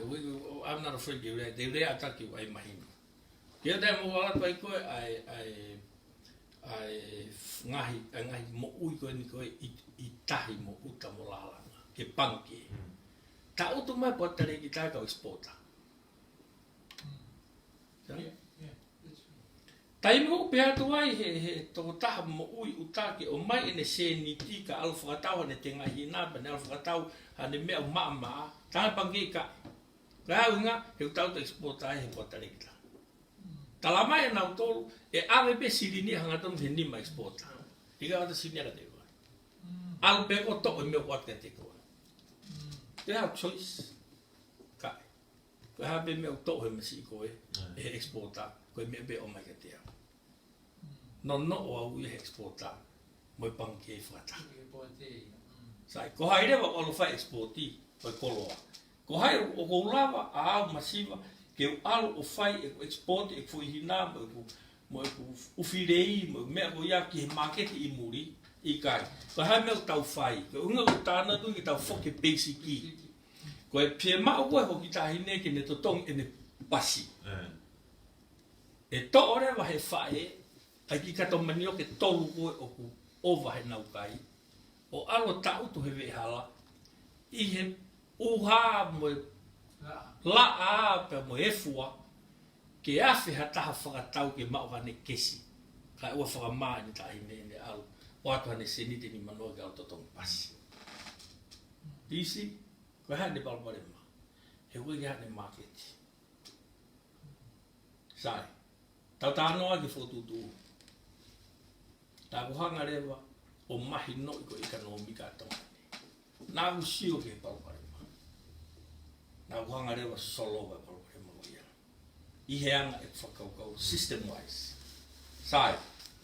Whene uaktari. Te uaktari anu usila pe te uaktari hina. Mea mua kau titela te teini. O mai ko hina. Te wate hina. Wate hina, mahina, ok, sa. Tātāno e hina. Tuka honga tāna te fu historia, moni kene, wako te unga na ki, ke te si tāplasia ka kai ko ia. Ko wate fu historia, wako tama huua, wako tama ai teita moni ia. Ke mga tu unga e whakaukau mama wako tama. Na ea tohina kau tohina. Ko ia. Ko hea tama tu iloto maupe, ko tama exporta. Ko kau tama ni mamalo kesi o nau exporta. Ko kau tama hala kesi o nau CEO pe o hape me o atu pe tariku. Nau hanga he kau tō ngoue ai mo u informal o ni o tō e nau hina. Pena o ko tō panke o noi. Taimi ko na ala na polpare ma. Hai me na fai pure anga au ko ia. Anga pure anga au ko ia to o mai ai 7.5 miliona mi he kata o tāna ki mi he masiwa. O ne to tongi kata kato e silini wa ka exporta fu i pese te tahai. Ko hai o tāno i he tohino ka me adi. Ka mo no ki tape no ia. Sia ka pai kai te ke lawa sio ke palpare ma. How on earth do you fix it? Sai. Te tala noa tu ki solo wa anga. Ka muka taki. Te tala noa tu pe ai facts, ai mo oni. Nā kai ki hapi pakabineti ke tauhina. Koe mea nā whai. Nā hu ilo, koe bange whalalaka o ke silini. Koe silini e tuku hawa kakai. Nā whakahua tuku kia. Nā tuaisa silini nā banga whikuliana e toe. Hai mea nā whai, nā walo tangi ni sta banga hau ia. Pare mea hau ni. Nei loa rei. Ko tānge. Pare mea sta banga ko kore ke. Ofa mai. Koe whotu tuuen kou whai. Kai ki uwhi mao ke wala ka silini. Ko kore ata te koe o mai e silini mea te pagi whalalaka kia te koe i whrepanga. Tuku ka te au ke urere ki tua whai ngā ue. Kai te utoe a lau ka silini. Tama ia, o pēr koe whotu tuuen ko kua tuku. O kon peipa mea ko toa ko nio ko tāma pepe mea ko toa. Koe sistemi e peheni. Te maulere mautolo ki whine mātua te hunga whakaivia kai te whine. Ke whakamoni e mea koe nio kulawa. O ka poto pia mama ata mai o pure anga mo mau haongo ke nauhanga o whakaivia a ka kai whaka o dio ko uigo informo se toa ka tau te white ngai whae. Kau tāne, kore ata te koe ke hanga mua ai hape pakapineti ke whakafoki mai sirini ki ho awhini ma. Hanga rewa e pohiwa whae foi pe pakapineti ko ia. O hela o mai ko ia, mauto whetakai e me ka pongi whalalaka. Sai, harewa mea au nak whai. Aluau ki he ngai whae, nā mautoko whihae nā wanga ai whalufua, ai e ki whitu o toa pe. Te o tāne rewa. Ke kau ngā ue. Mou heka he mea re reo lere ki he ngai whae. Weu te whie maa whae ke tangi mai, o hinga nau tangi koe pange whalala. Alu ki ai, o te ke te ai ia ke ne toi whainga tā ia, alu ko whai ata mai. He dai hui ngaho to tongi koe ko ngā whapureanga, o ke atamai ia, ke alu solova kwa pare mo whatonu no whatamai. Ko umau e uta, he kai, e kau ngā ue nā wogi whiri mātu wafanga ki kolo. O ha, o fill out e formu, e nau ki no. Oi? O maire vai a ki te au, e maire vai au ki foi kulupu e taha. Ko matang ona to disapprove ha mea. Ko e hau me, approve au alui. Ko ne tau i whanipāma. Nai tala mai koe ka te au, ko estimate mai koe e no to tongi e ka taha me ko ngā manu pe ko fitu ape ko hi wawhitu. Halaia. Halaia. O koe whaunga nei motoro motua. Tai u tau to ka exportai mo i loto mea wena. Me banki. Koe pure anga e hakehe ni ngā ue ana. Sai. Koe mea re waina huarea mo kau ngā ue ko whrepanga, mo pare mia, mo sapa ngā ue ia. Koe kore atu eni. O ua te ke toi awe ha sirini ka hanima hawhini motua. Koe hana uhinga. He koe o atu koe hoki se niti ka koe, te ke alo whainga tā ia pe whakatau mei whiho te ngā hina. E whakatau mei whiho puha e whao ai. E whakatau mei whiho whawhanga. Te ke alo move te mo whaka ofa whakamasiwa. Ko tāng koe mō tolo koe ko whotu atu peheni. Tuku ka te au mo kau ngā oe ke māma toku me te ngai hina, me whawhanga, me mea kotoa ko ia. Doi? Pehe kai toi ngofua ke ala hau taha ngā oe ke se niti. Koe ku mea whai kau talatu. Koe palau koe o ulere o palau kotoa a whitu koe o ngai whitu. Totongi hanga tonu koe wharipaanga ki hona unima. Koe i te whemau ke kau mau toru ai. Whano au mito beha unima ko kau ngā oe me he ala ke mea o siri. O whira, do you get the mau poini? Sai. O ke ewa whakaawarisi e totongi ko e ngai whae e nau whakamore.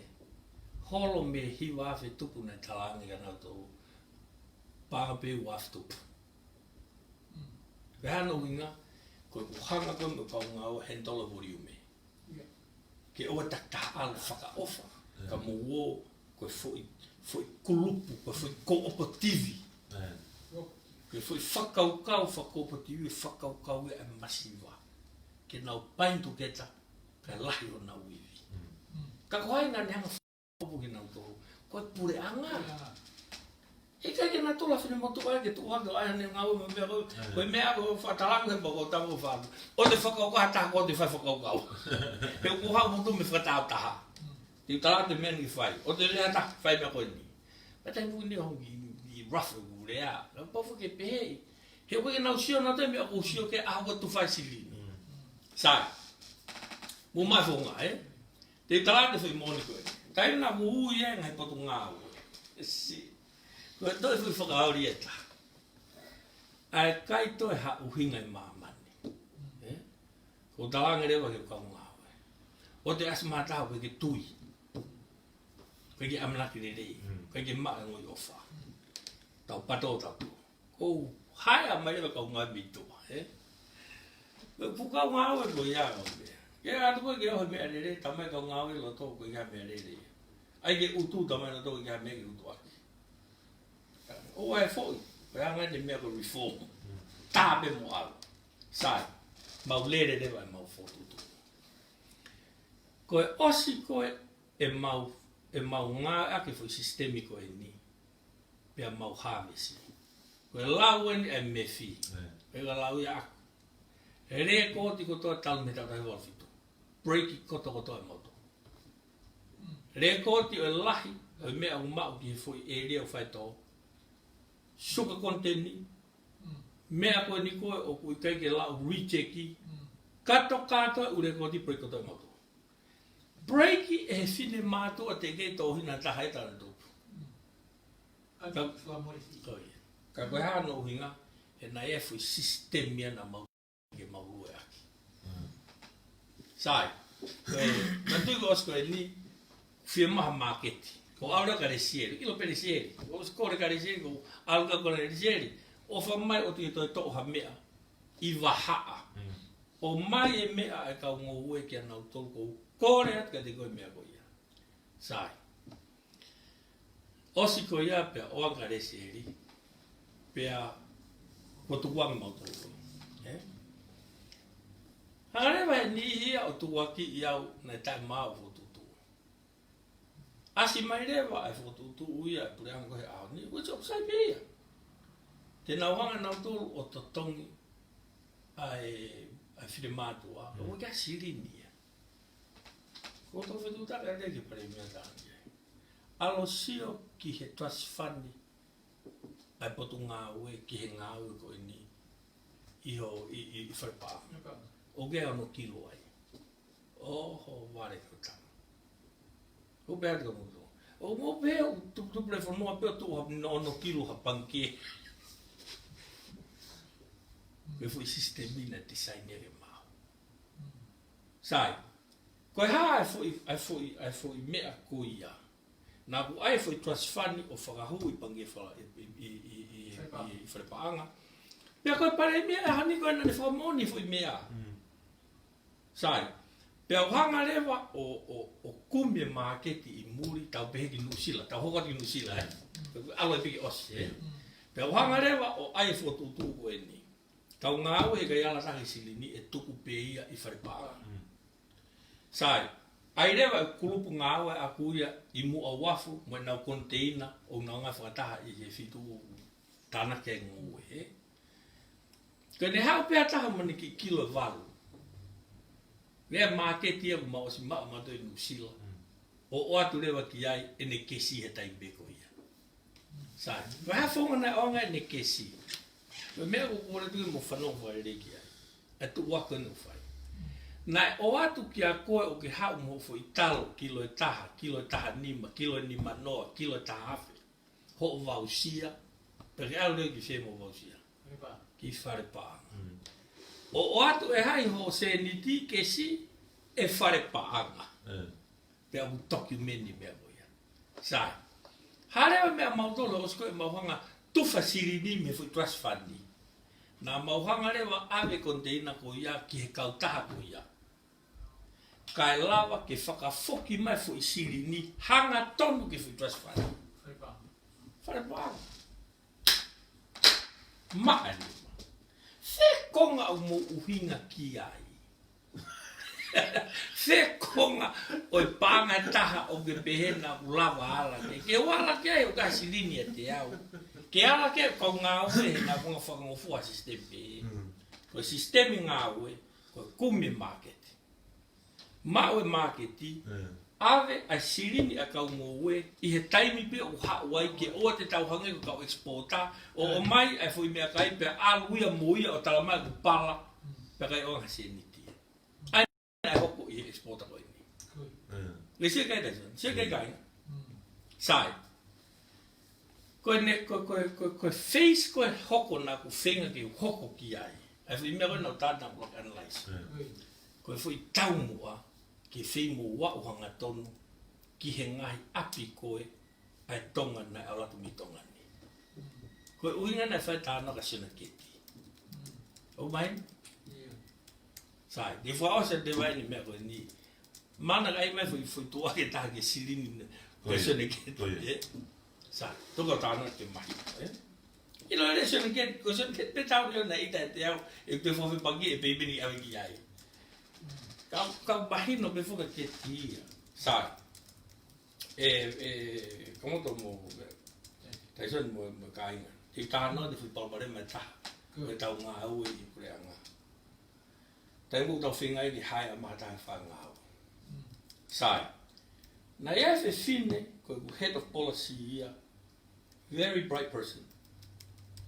Na talangi ai. Hentolo ko to ai ko tau project. E nau tanga rewa ki ai. Hanga e koe o haia mai e tau kau ngā ue contractor.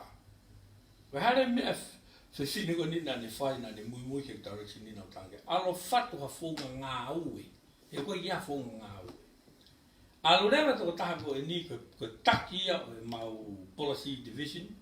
O ne ui mai kau head of division ko toko. Ilo re rei e nau tolo. And I document all this. O piki mo shiki ai. Nau o mai rewa ta utu. O nau whatu ai whonga e o mai ai hataha pea o mai o interview pea sio ke whonga pea ko hai sai taha pea ai nau kontureki pea saini pea nau whai ngā ui pea o te nau seniti. Ui e kau hei chauti nau whatu e fui whonga ngā ui ko ia kai reu kau wai. Maino o teison, maino kai. Osko ia pea nau o mai ki usio ka tanga ko ho mo fie maria ko fie mau. Na ui rewa e nau tono fui process ko kono regularize. Pe kono whakalau I he level o mautolo ministry. Ai fui process whonga ngā ue. Maino e. Sai. Hare me osko ia. Nā ku peatu. Ai e sene keti? No. Ko nau tolu na nau kumi ai kakai I Nusila pe ko hari. Pe nau tāna sene. Mo toko ki ai. E ke olawa override the system ni. Ko nau tolu e whai tutuni. Sai, na nau mao se ne keti mo, peko toko tolu toko whape toko, na nau mao o kau I foi process ko ia. Pea nau nero tauni o mao wai a se ne keti mo toko taha make, I don't know who it is. Pea nau pehe rewa koe fie mao koe ke tau expand, a whenga koe Nusila ka tau hokot ka se rewa Amerika, ke tau reach a kau tonga. Ke talangi ka nau ke nau aloa, ke nau whenga I ha marketi a kau tonga mga mea pehe. Pe maka tu unga hano to tongi mautolu, I hobo mau mai marketi. Kai ke usai ni ha kontureki. I kai te ukau hono whiri nau tolu, I kai te ukau hono to tongi nau tolu. Ko au pe na aku ki ilo pe e keti, ilo pe keti rea ki nau ilo. Nau tāke toko. Ko e tau to tongi ha mea o kuola. Hafo ke ketia o mai ka te au ai na warea koe mo. Pea mo onia ketia mo noho wa. Koe na warea a nau tolu mo nau tolu. Ka mana tui ko au. Ko au o ko whafonga e mea whaamke agresi. Koe wha amu e. O te ke whakapoto mai ka te au na ke alu ke whiam. Ai ka fo iola ki to tongi fo iola. Kai ke o ku mo onia sen ketia mo noho wa. Koe nau, mantiu koe ko au na warea mo nau wa. Koe area ia mo ka mo to taha koe nei choti mo nau tonu na whiri nau tolu. Pea ko osi meet area requirement ni. Koe mea na kai te usa ia ai, koe kai ke mau maha marketi. I don't mind paying you, ka ke o mai a marketi. O koe ko alo whai taha I mai o marketi. Koe marketi, ho koe ke whakatau ha whalai taha marketi. Koe fie mau, se mai na tamu, ko ake mahi no kainga. Koe fui tau mua. Alo kumi ha tau marketi ke whakatau e fui talo me fui uwhirei ai masiva ko o tala noe ki ai. Na hino, ka expand the market. Ke oa ngata peho tau iwi he po si mau e trust fund ni, o si mau e tau tama koe I mo wafu me container, o si mau tau marketi, ka hei kai ke lawa ke whaka inase tonga ni, o ka ke open up the market. Does that make sense, Kamoto? Yeah. Okay, ko tari. So, te ki whamabobo te singa raki. Ke tau kau pese taha si i tamai ka te au. Uakina sirina e te au ki uhanga o vai ke a Mosangeti, ki answers no. Ko e whehui pena ea sina mai ka te au ke o ai ake mea kai a kau mea i kai. Ko siri nina i whare paanga pena tapu i e au o nā lataka kesi. Ko e kesi e awe hanga tonu mi whare paanga ki he toko tahana ne o mai ne whutalo ki mo uafu.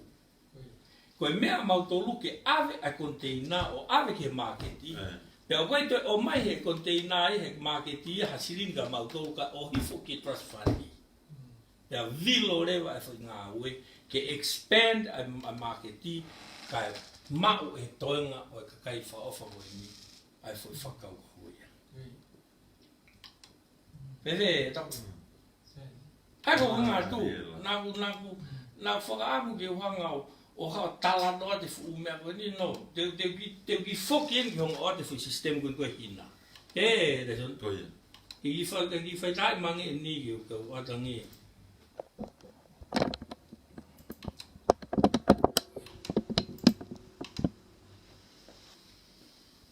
Sio ke te watu e te fu sistem na o design ni me kau tama ke ne hanga facilitate a ke ngāo e kau tohina. Sio koe. Ika karaki. Koe. Sio koe. Sai. De tāpene, sio ko gifte. E kulawa tāi mea koe mappe process. Ka koe foi sistemiko te hanga ki ta mappe sistemiko, pau ke te ulaki mappe ki ta fui face koe me kamataanga ki osi. Right? Pea te to orewa e fui face e taha o te drill down hono mappe. Mappe vertical alwi olunga ki lala. Pea osi ko ia, pea te toki mappe rewa me tawaki, e tawaki horizontal mapping. Pea toki integrate o whatever no ko access ko ia. Sai ko ai atu ene. Te mosio ki, sio te whatata ki for example ni o tuk aulua ke ufeisi. Sio ko ufeisi e. Face uaki me ka mataanga. Me ka mataanga ai a koe o aloa u ki he osi. Mono u timeline ni. O face ko toa pe. Pea mohono u subcategory koe ni was koe. Koe ne maa u koe tau whahata ono pointaha, ono point iua, ono point tolu, ono point wha. Koe mei he, o ko hanga rewa mape mea ko ia o kata. O koe ko aia koe ni ke behe te moto e o mai o alala mai ka te au. Whenga pea koe ke whakahāt ka te motolu.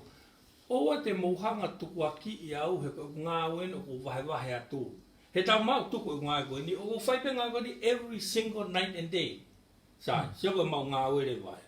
Ko konveti rewa, ai fo i face ko toa pe ki he fo i standard operating procedure boy.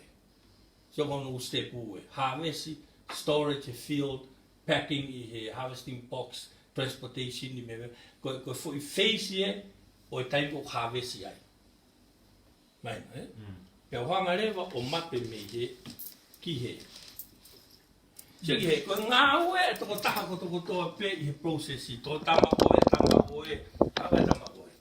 Aia koe pack house i e, koe tama grow wa e.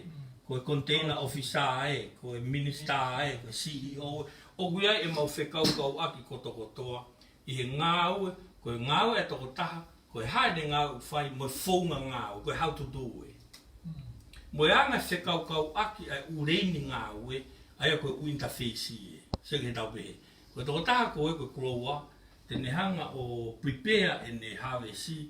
Pea te kai ke pasi ki he, ko pau ke hau ai toko taha ia koe i quarantine. O ne whai approval koe pa tau toko hoko atu o alo pe, o toko io pe i kai, o alo mafo i ola koe. Sai, te upoi ni eni. Ko hangarewa o ai ia. So koe angaina hono tā koe umape, ke tō taimpo ko lawai fo ia fo ina. Sai, koe uhinga te tānoa. Koe taha, tia ke ka ngā, kata. O te mo i tā, ko koe na whihu I, ki whanongo peka o rewa ko kua la. Maui ngā pita netu. Sio koe wheisi e, koe? Sio koe u operation ni e mono u taimi, koe? Koe fo I slide ko koe ke lava sio whae reiki ai, ka koe fo I silapa e ai poto ai tō agriculture. Fo I silapa e o ona. Sai. Sio, koe face uluaki e. Koe face uluaki point uluaki e, taha poi niua, taha poi tolua. Sio, koe face ua e. Koe ua poi niu, taha, koe alue face ua pe. Osko ia, pe koe face tolua. Koe face whae. Sai, ko o whetana tu e on tama ke whaunga whaogo na mawai ko eni. Koe whaunga ko eni, o ko hanga laini apu ko toko toa ai silapa ngā ue koe ai agriculture. Pea toi ngā ue aki ai quality management systemi koe a mamani I ngō ue. Pea toi hanga o toi tāma pe ia ke nau laini apu ko toko toa. Pea ulava pe ke whaki certificate ngā ue ai tama ngō ue I he ene ngā ue anga I he ne fōhe whunga ngā ue. O si pe ho tō ngō ue o ola rerei o ulava I pe whaki ho so certificate ia. Koe whunga ngā ue koe whunga ako koe te talaka. O koe kau tāno mea. Ko ona uaka mata ai whunga ngā ue koe. He waike ke lava e koe o ngā ue aki ai silapa no moro. Ko pau ke ngā ake koe ai processi ke mui ai toko taha kotoa, ke ne whakapapau e o mau e whai quality. Does that make sense? Pea koe huika koe ke te lawa tāma pe. Kai te ke lawa ko implement ha whunga ako pe heni. Kai ke, o koe ke o tue tāno tu pe mea, koe ko kāno atu mo kātaki. Nā whungari ko santumua, ka koe huinga ko whanga atka mo tolu ka inga, ke mo sio.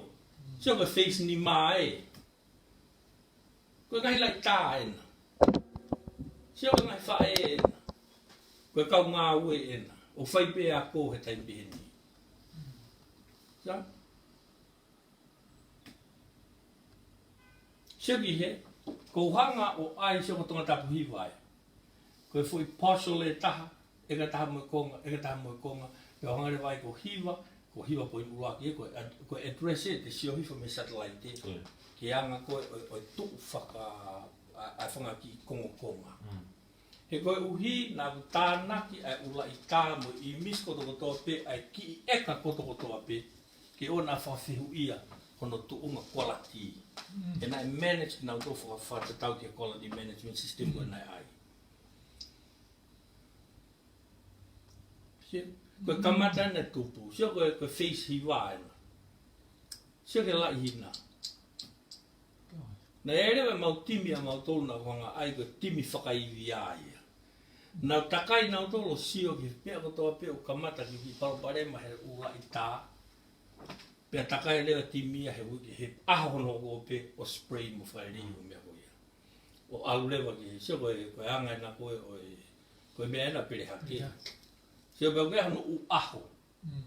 Sio koe aho e mea koe aho walu no e aho walu fitu e. Ke unga he whakataimi mea kotoa pe. Ka wai te whinga ke te māku pusi u mea ko ni hoto atamai. Pe te tohi lai pepa ko bau ke te whao ha fwoi sistemi. Ke tau mui ki ai. Maino Sio koe kono approximate ena hano calculate koe o fwoi ina. Sio koe anga mau tai ma pe kotoa fwoi sistemi.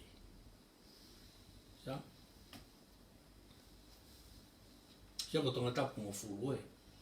Koe anga ena o lei auti na whanga ki e katanga konga. Pea ko mau ai fauta ai kamata anga o au he osi ai ki fo e katanga konga o tope. Well documented. Ko hongo fulu ena. Ko tonga to fo ai. Ho fo, sio ko ho fo ai. Ho no e. Ma sio po asi. Sia. E se ko ako ipe, se ko ta mga we, masi ta mi bele hake. Ko ta mai na mai pe ako mix pe ako e fana, ke ako a ka nga we I he na ngoe anga ai fonga fa mama lai. O koe ke lawa e tonga alpi api ako, o ako ai la I pepa o mea, ba sko pa ke tō. Koe uhinga pe se te walu no e tō, ai ka uako a tonga ni, koe wiki na ufuhe funga koe. Kai lava ko tō ki tau o sia kāpua. Sio? But anyways, koe anga, seke hina.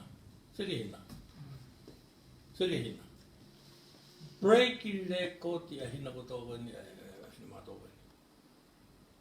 Osko ia pa nao mai rewa, ke se wala to si seo ke nau hina. Ta koe mau mai koe ki he whitu wana whai koe peki, mau ngau e whakakoopotiwi rewa.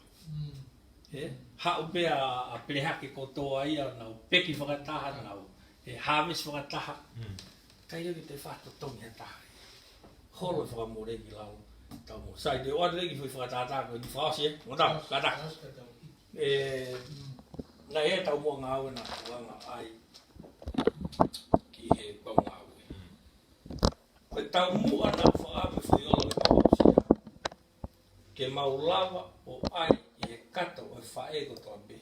Ha tolu mano, sai taha ngau e mano. Sio vefu mo tua ia ina no tata e tako. Tane o skria e whamano wafi. E hina. Kria e whamano wafi. Esikia. Koe makatu unga ia e kuhanga koe o whau ai whangaki upolo kalama. Ia koe a koe o ke mo ui informolo koe ki ha kesi.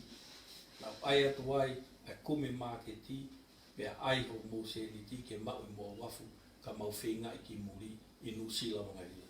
Koe hina. Koe wharekoloa. Whangi wharekoloa ko o tiwi. Pea nau ai le vai mo credit union koe panke e masiwa. Sang koe uwhau ko ia nau ko soba pau he kai toi si he toko mano sirine mau e ape ke hea kotope. Kage. He anga ia e te aha mea ku toi siu te whewau tala e tau kau bobo. No tui mahalo ku whakawhawhapita e tunga e koe ia. Ta koe ni ipe ia koe ni koko nau kei toi whehu I mai pe mea tatau whekau aki pia moe paanga. Koe mea peo whe mau ia. Nau toi whok pe nau tolo toi viu pe mea he koe mea kotoa ko nina ke oswa matau pe koe kia. Mawhana nau tau mai tō mui e. Kau tamai na toki huu tō mui mai. Ko tui peo koe mea pe tako tokanga tu keika ki mo tolu kau viu. Ka tak whamure more pe ka pau na mo tō mui mai. Mo toi whoki atu pe hiri pe e tau polo kalama. O toi viu mai pe me mua e tau polo kalama. Koe kotoa ngahi mea koe na mo whehu I mai. O ku osi tari kotoa atu pe e tu I whakatau pia me isiu. Okei, me pe tari atu. Tō hanga he tō laha I mai. Koe pehe koe ni na kuhanga ai e bisi ki mahosa. Oi. Te tari hana tōna tu mea koe ia. Nā walo eke ke ofisi mo se tari mo ko ngāwe. Na iai ha taha e te ki mōtonu na mohanga awe ha risiti ki a wosa ki a whahinga mea me ne whadi I wharearea. Na nā tari ko tōna I kai. Pea ko au eni o te gei tu o taha te oanga risiti ki heni mahosa. Pea ko taha te whi mea koe ni ki whareki ki wharearea. Ka bau ki a taha e moto mo maho risiti me he wata. Mo mai ke te au te tāku I ka e moto. Ko ai pēo ke mahino. O te mo matuku aki I mau au, o mo ita ke ho mo loto kovi, o hange koe no pehe, te atawai mahino. Ko tō koe a wosa o ku lahi sirini o ne o ke pupaki, I he lahi o koloa ko awi ki hapai, pēo mo fukau pāsese o totongi ne totongi mai ki pupaki. Ka wera mea koe ki hoanga o awi harisiki o mai, te ria nā pēhea tāna nā whakapau mo wosa.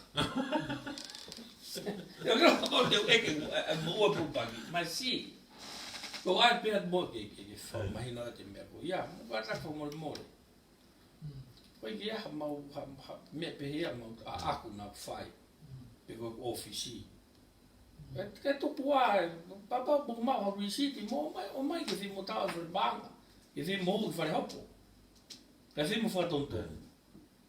Koe o ko toi tō matapā ko whawhana mai ke tama ko. E kia te whimea koe. E mea ko ti hao e kia na tōnu.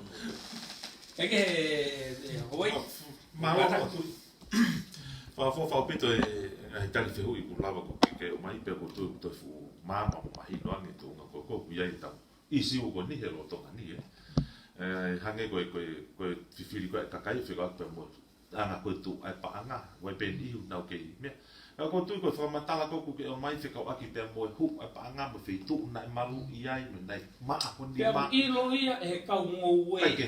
Nani te whiu kau ngou e. Na iata na muha o ta sirita te. E koe mea e tahe ko nofo o sio koe ki ai e tui.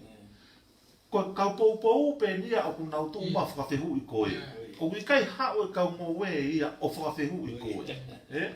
Ai koe mea ia e kau ngou e ka pau na nau loto ma mahi pe ka pau na te e kiai mau e nau paanga. Pe na ia ha whainga whonga manuwa I e ngāwe. Koe kau ngou e to tonu ke nau mai o whakawhehu I koe. Ka kui kai ke hao e kau ngou e mai no sai pe ta whake koe ia.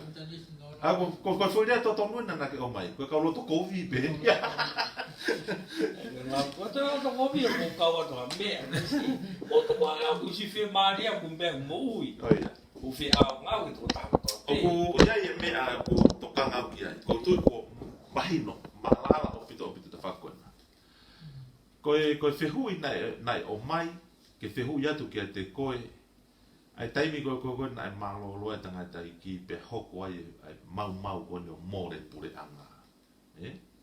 O ko whi mau pehe kakai koe uhi, koe mahino ku hange ku tukuaki koe kau he ke. Kana e iai e whakakaukau ia pehe e taha ku tukuaki ko māteni nai hoko ai e palpare ko ia. Ka ko whaamu peau ke whai peha o whakamatala koe haho o ilo pe koe haho o anga ho o whakawhelawe ai whakafufua tunga koe hoko ai nai hoko ai more e pureanga. He ko lawe peau ia nai lahi peho ngai talano au ki mua. Pe nai ke o hake pe ia e koe I te so media. Ka koe hange koe lau, mahu inga au pito pe whoki. Ke ku ngā koe ho haa lai taha ia, I he taimini, ku hoko, koe whetō ke ake whakakaukau pe mo iro o whikau ake me ta whakoe. Gai te whakau ake mea koe nei hoko koe ia, mo mea koe hoko mai tani. Koia.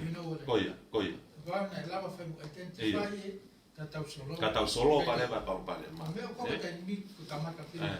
Ai koe mea peo whie mau, ke whaiangi hatalano. Koe ha nai e mea nai hoko ai o mawai ua o whai more pore ana pe he te lava pe ia e tai soni to Koe mea o te hoko. ka ko amu foki e tai soni mo maki ko mo kai.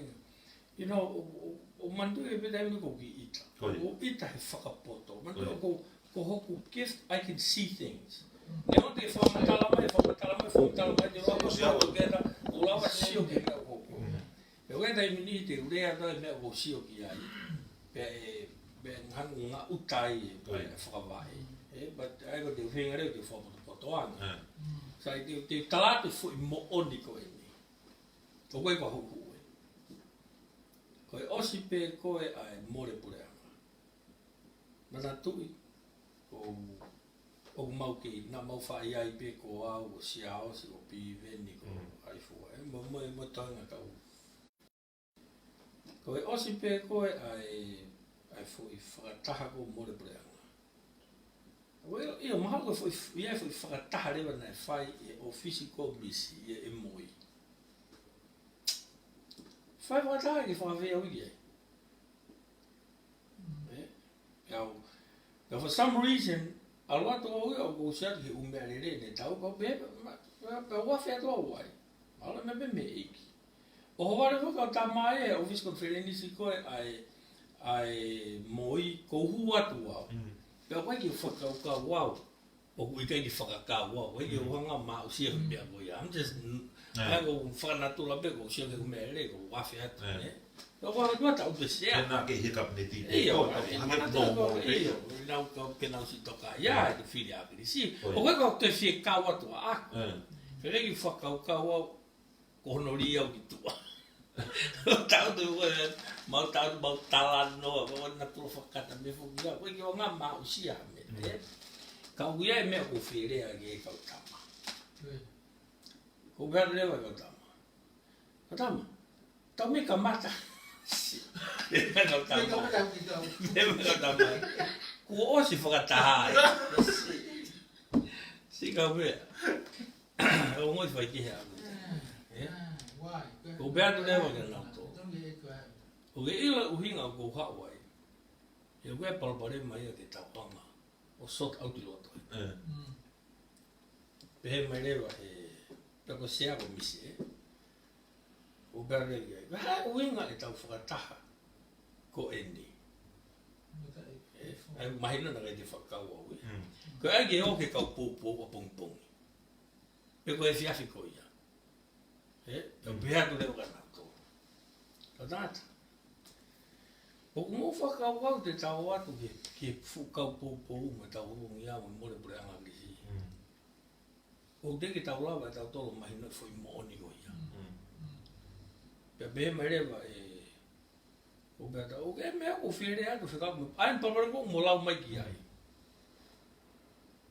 Behe mai rewa e me sea mo pensiman mahal, ia tu. E mai koe ke tau e mai no. Ko pego tala no pego ko tu si pego te ya ko ta ve ka ta. I'm not interested in more, Ka tau talanga na tu pa parema. Yo mo iro e tau pa parema. E pekia paremia. O ko ya tau taki. Pego ke ilo ta ya taki. Ko tau fu fonga kumi tau taki. Na pa parema. Talang ko tang ele o ku ikai de tat e pati e kana to te na la botar o ku ikai ko me ko de fema ma fai he we ko te tau mu a ko fema ma fai o covid ka ko te fie pore fatongia he ko fatongia mama fa fa o dia mo ko hai e te fie ba fatongia ko ia ba ga fa ka wa ko tang ele ko palo pare ma ko ikai te bo mai te tau tala no e funga te pire ko hai e taki, ko hai e oang hene whainga mare, ka bau ki whie taki, malang, ka bau ki whie taki, malang, toke tau tala no maa, e lai tau tolu.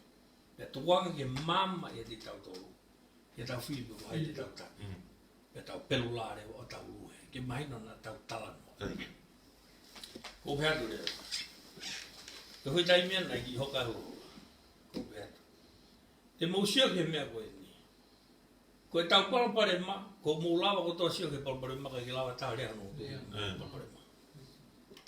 Pea ka tai mea na urea, o whakaro mo mre bea ka mātene. Kai te tuia ko isiu ko mātene. Ano mo ni ea ta. Ko isiu ia ko fou ngā. Sere mo se ahoni. Te tau longo a ahoni me pe wai taki. O more tanta i. Sa? Pea pea tu lewa na tō. Te mosio ke mea koe ni. Ko e kai koe ke tauhanga o soloa whakasistemi a whiri ho tau taki, whakatemokalati, pe tau lava lue ai. Sia koe palo pare mai. Tau hulalo aia. Kau whie mau mawhai ko tau behen hulalo aia. O hoko ai a more miranga visi. Koe kai ke mau e mama. Ka tata whenga te mawhai, aia o ikai te tuku aki, o ku hala e te whie mau mawhai. Koe ki unga koe mau mawhai, koe te whie pore whatongia. Ka tau tāpuni e tau tole whunga te bire me mama, ka tau whai e tau tole lalo te bire. Tau tawhokia kere vai o tala. O mo osi ilo ko tau bigo mena whai matene. Ka ia tai laore. Ko tāna ko ni o i honga premi matene. O ko premi ai kai ke mama whiunga.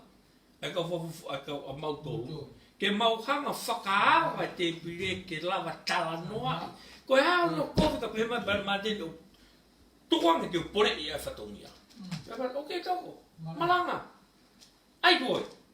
Pe te pehe mai a tau tā koe. Tuki ki pore i moa. I kai koe mea whai te mukalaki. Pena ki debate. Sia pe hau ka ni vision. Pe ko fu fi ma fai da pe. Pe ka pau o ku na tipeti ha foi to fa pe to tol pe to nima. Pe ti ka ta ma oi. Ika ko mama ke tau ini ai tama koe. Ko uhinga ni dai ko a doen. Mana kana fo mo. Mo ta tu. Tukua e tau antata te polo. Ko ko ka mate. Ka toa tau tolo. Tukua whakapo uri. Ko tau kei whai whakapo uri ke uma aki. Tuku se mā aki e mea. Pea tau o mai ko whakakai mahino ki tau tu. Tau whatata Amerika. O whewe presidential election. I kai o lak pato pe a party e loto e nau tō. O na o mana futo o wha. Pea nau pato nau tō pe ko hau rei taha. Pea ko whiri pe koe a koe. Pero la ko tō toa tau bobo i koe. Ke mama. Ke tō a whakapo uri. Ke tō a loto kovi. Whelau kovi aki. Moe tō aki aki. So I don't blame Martin as a person. I blame as a system. Na kai ke mama whiunga tau kau tama. Ke tau hanga o ngāwe aki. E kau tama, te mōsi hai. Mōsi hai me o ka hoka hauni. Tau ke lo, tau pe mō ke lo ngā e pe mena tamo. Pe te mōsi mō tolu pi ai. E longo a pe kau tama ko te whanata te ate ko se fuka ko la pe le anga ton tama te have interest a mo se ki he ta whanata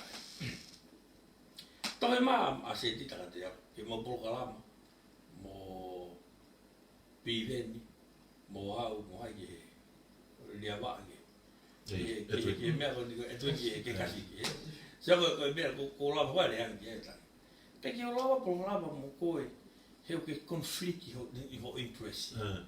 Pe mai se ta ka. O conflict ve. He ko ui ko mo piveni o mo fili me to ngata bualo. O wange ko tau tala no kaureka. A ke tau tala no. Te hau ke tau interview ka ko mahino ko fili. Pe ko ba te fili ko ba ke honga to ke tama. I mean, we all understand that, right? Ko point he kai te ulawa o interview momo. Ko uhi ho ke fili ko fili mo ko. Pe hare me ho. E whakaori e tau whakataha. E tau aki tuli poini rewa ke whakatari le re ki kakai. E whenga tamai tahaia ke huka ke koa timi. Pe aluia ki hawhahai. Ko uhi ke pou ia ke whai ne kempeini mo le u keisi. A te mea ko ni ka o mea. Ko e angai ne na tula tangata. Me too. Ako pe katoa tau tolu. Koe tau laki koe ke mama tau tamai ke whatu ha sistemi o ku whea. Ke whakaivia kakai ke nau whiri ho nau taki. Koe temo kalati. O koe hanga koe temo kalati tamai. Tau whiri whaka temo kalati ka mo whakati taton bauto. Hala ia. E hoka hurura koe nā. Tuku e whao e whainga sistemi. O ku whepaki mo toka te rine o tau tui ki ai. Pea mo behe mo tolu hai meo whaelongo a. Ka ge he, kaurana, e hoi. Ko tāna tō, o kou na tula ake ea. Hoi ki wiri whiau ki ure a ka me. Ka ko taimi rai e palapare mea, o sio ka mea, pa honga whao matala, pa honga whao whakau aki. O ngā utai e whao ngā ia. Pea ko whenga reo ki uto ki whao potoanga o te u. Haka e pea ko tāna koe, ono prema mateni, ia na fufu ka te ai mai na fufu ka mateni ke ne ma mafai. Ka kai ko palpare ma ko mateni. Ko palpare ma ko kai ki tauhanga fatu ha fonga ke alwa ke ngai interesi le rei pe. Ka ba ko piveni, ka ba ko mateni, ka ba ko misisika, ka ba ko sapiuka, whoever. What open forum ke mo lea ma mo fietaki. Watu whawhenga Maria au ki malanga mai, vision ne, palanga ngā oe ne, whaunga te tau alo aki, tuk mai tamako tala mai, ika! Whaunga e nā, pe tau mama e tau whakau pe tau ke. You know what? Of all four of you, sayang e tamako e. Pea koe ne osi pe koe tau whii e tamako ia. Tau holo mui ko toa rewa pou. Ka kai peo hoa taimini. Ki lere ko toa pe kau whi mawhai. Pea takitaha pe tama mo ene kakai. Kai nā ke lava hoko tu Pea hei kai e impossible ke mo tala no tu whakataha. Ka mo umaha sistemi o whaama waiwa. That's an oxymoron. Koe taha mea ku ke o hake pehe taimi ni tu. Te kawa ki pe te mo to oi ki he kaha u. Te ko ne fili wan wa ta ha. O si mahino i pe ia na to la pe ho la ki e ta na whakatala no mai ki mua. Pia mau be ka kai ke to whakapatonu wange ki ana tolu. Ho whakakau pe mo palani. Pe o ku ke to floto ke to foki ke pure anga pe te ke campaign ke fili pe ko. Ika. Ha pe na o. Tare no. Ko taat me no inga e. Moilo e dai go fa nga e iau. Ko fa iau ke ko fa nga iau. E ko taat pe ko mu to. Ko ko santu mo. I go toe to toe with anybody worldwide. Ko falala ki tari nit ne fo ki ato. Ka mo ila te ko mo tuku aki ia iau o hange ko mo hanga ta palasia ai tata i kia kisi. Hange ko na kai ki mama no atamai o. Hange na atamai kovi.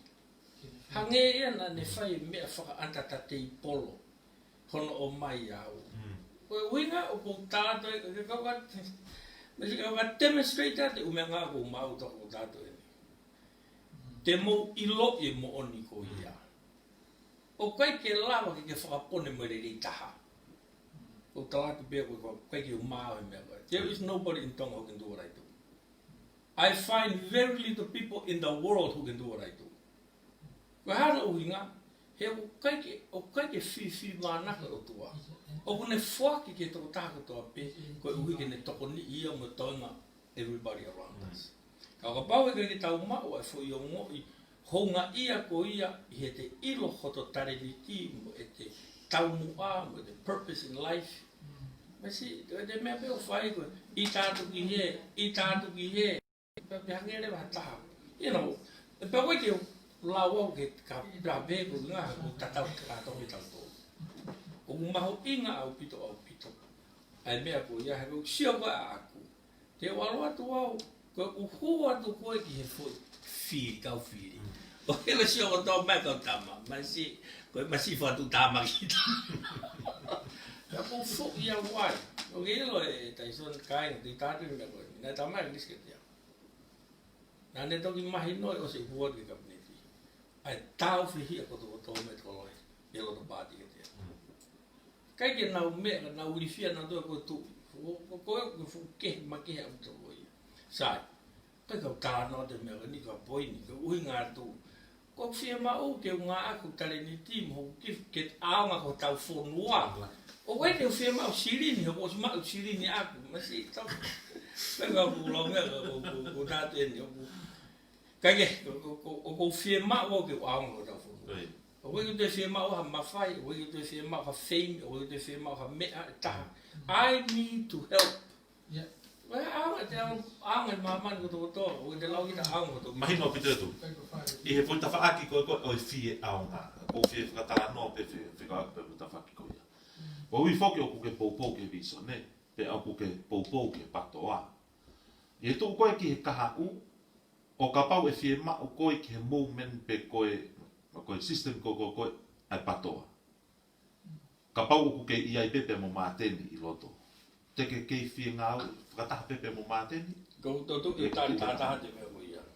Olo aki he kei ki tāri au ki aloatu mitua ko kabineti. I'm not going to accept that anymore. I kai ke uhinga ue ke hu o kabineti. Uhinga pene au ke fo i pāti. Io ko uhinga tō kau tangata. Tau whengi tau ofa ko tau kakai. Koi. O te tau toki talanoa peke awa te whatatai. Ka pau ka tama toki tātafa. Peo whia ma o ho expertise ke mo ui hataha. Te ke toki hao pe i he taimi o whiria ho timi. Ko pau ke tau furi e tau whakaukau ke tau aonga ke whonua. Te tāat maina ni mea koe ni. I tell you this right now. Koe system i koe no ko ilo hono ai. I can do it with no penny. Kau contribute pe mea koe ke tamai. E ko tāat maa mea koe. Katoa kau tala no computer digitization ni mea koe ia. Te tāat. Whakaori koto. Pege hata hate ne whaka system ben. Tota. Pega koe ke maa ko ngā. Ko a korea na tā. Ta debate. Ta pato he neti ke tau sio ai. Ko uhinga ko ni ko falala ko tari ni ti. Na kai te wa ki nga experience ko ni. He ko tari e muri a ka palau ni ma ka uri ma ka kai ne le mo lo ka ui ko ka palau glass ceiling. Te si o begi ta ke foi tau moai o lunga. O da mi ta tau o ke na palau e na to. Na kai ke la hai i ma pa ko ya. Ko ui ko poto fa investi. To ko au to ya. Na uhai e ma pa ko ya ko hai e be ko kistia e ki nobody kai ke la ta o ta ofia. Pea o ko appreciate ha toi taha te usio ke kupuini ma eiki o ne hanga whake ano gift. He koe te hanga whalala ki ai mo loto maulala ke hui koia as a person. Koe hui whanau nau me tate onga. And I appreciate that. Koe mea ea o ko huinga ki ai. Koe tala no personal lofu over. Ha isi uka mateni. Si. Koe tau whee ngā ke tau hunga lift a kakai ko eni I la lo ki o lunga. Te talatu, koe fui system langa whanua nau sio ki he kai hala ia. It cannot be wrong. Te whaosa tau eni ko tama. O mo ilo anga e tau. Te tāna te tau whoke for informal sector. Alo koe ki muri o ofa mai ka te au o no whi tongani. Ofa mai koe ke mo ui koe uta mo tahi mo lalanga. Pea ke ri mau mai be se ni tika te ama.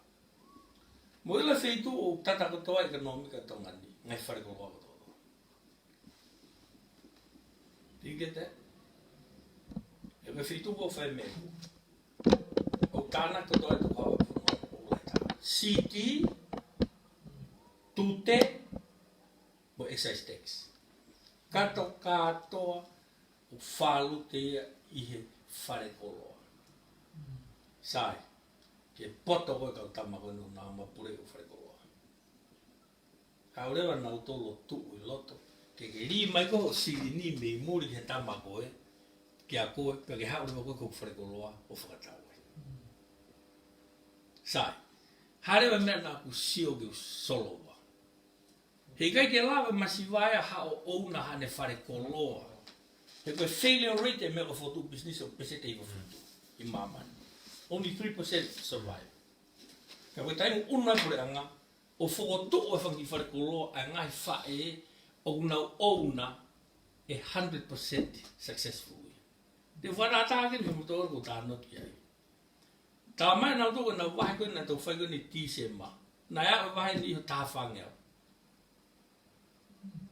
Te ke sio ki ai. Osi koe e nau hanga wahi siri ni. O stana e nau tolo a te tolu mano pehe tai nimi, nau whakatau palau nau tolo. Sai, koe poi ni e. Koe whare koloa, nau whukotu e whare koloa, koe ko opati ke ko una he kakai, o nau nofo I tonga o tari e ofa a kau muri.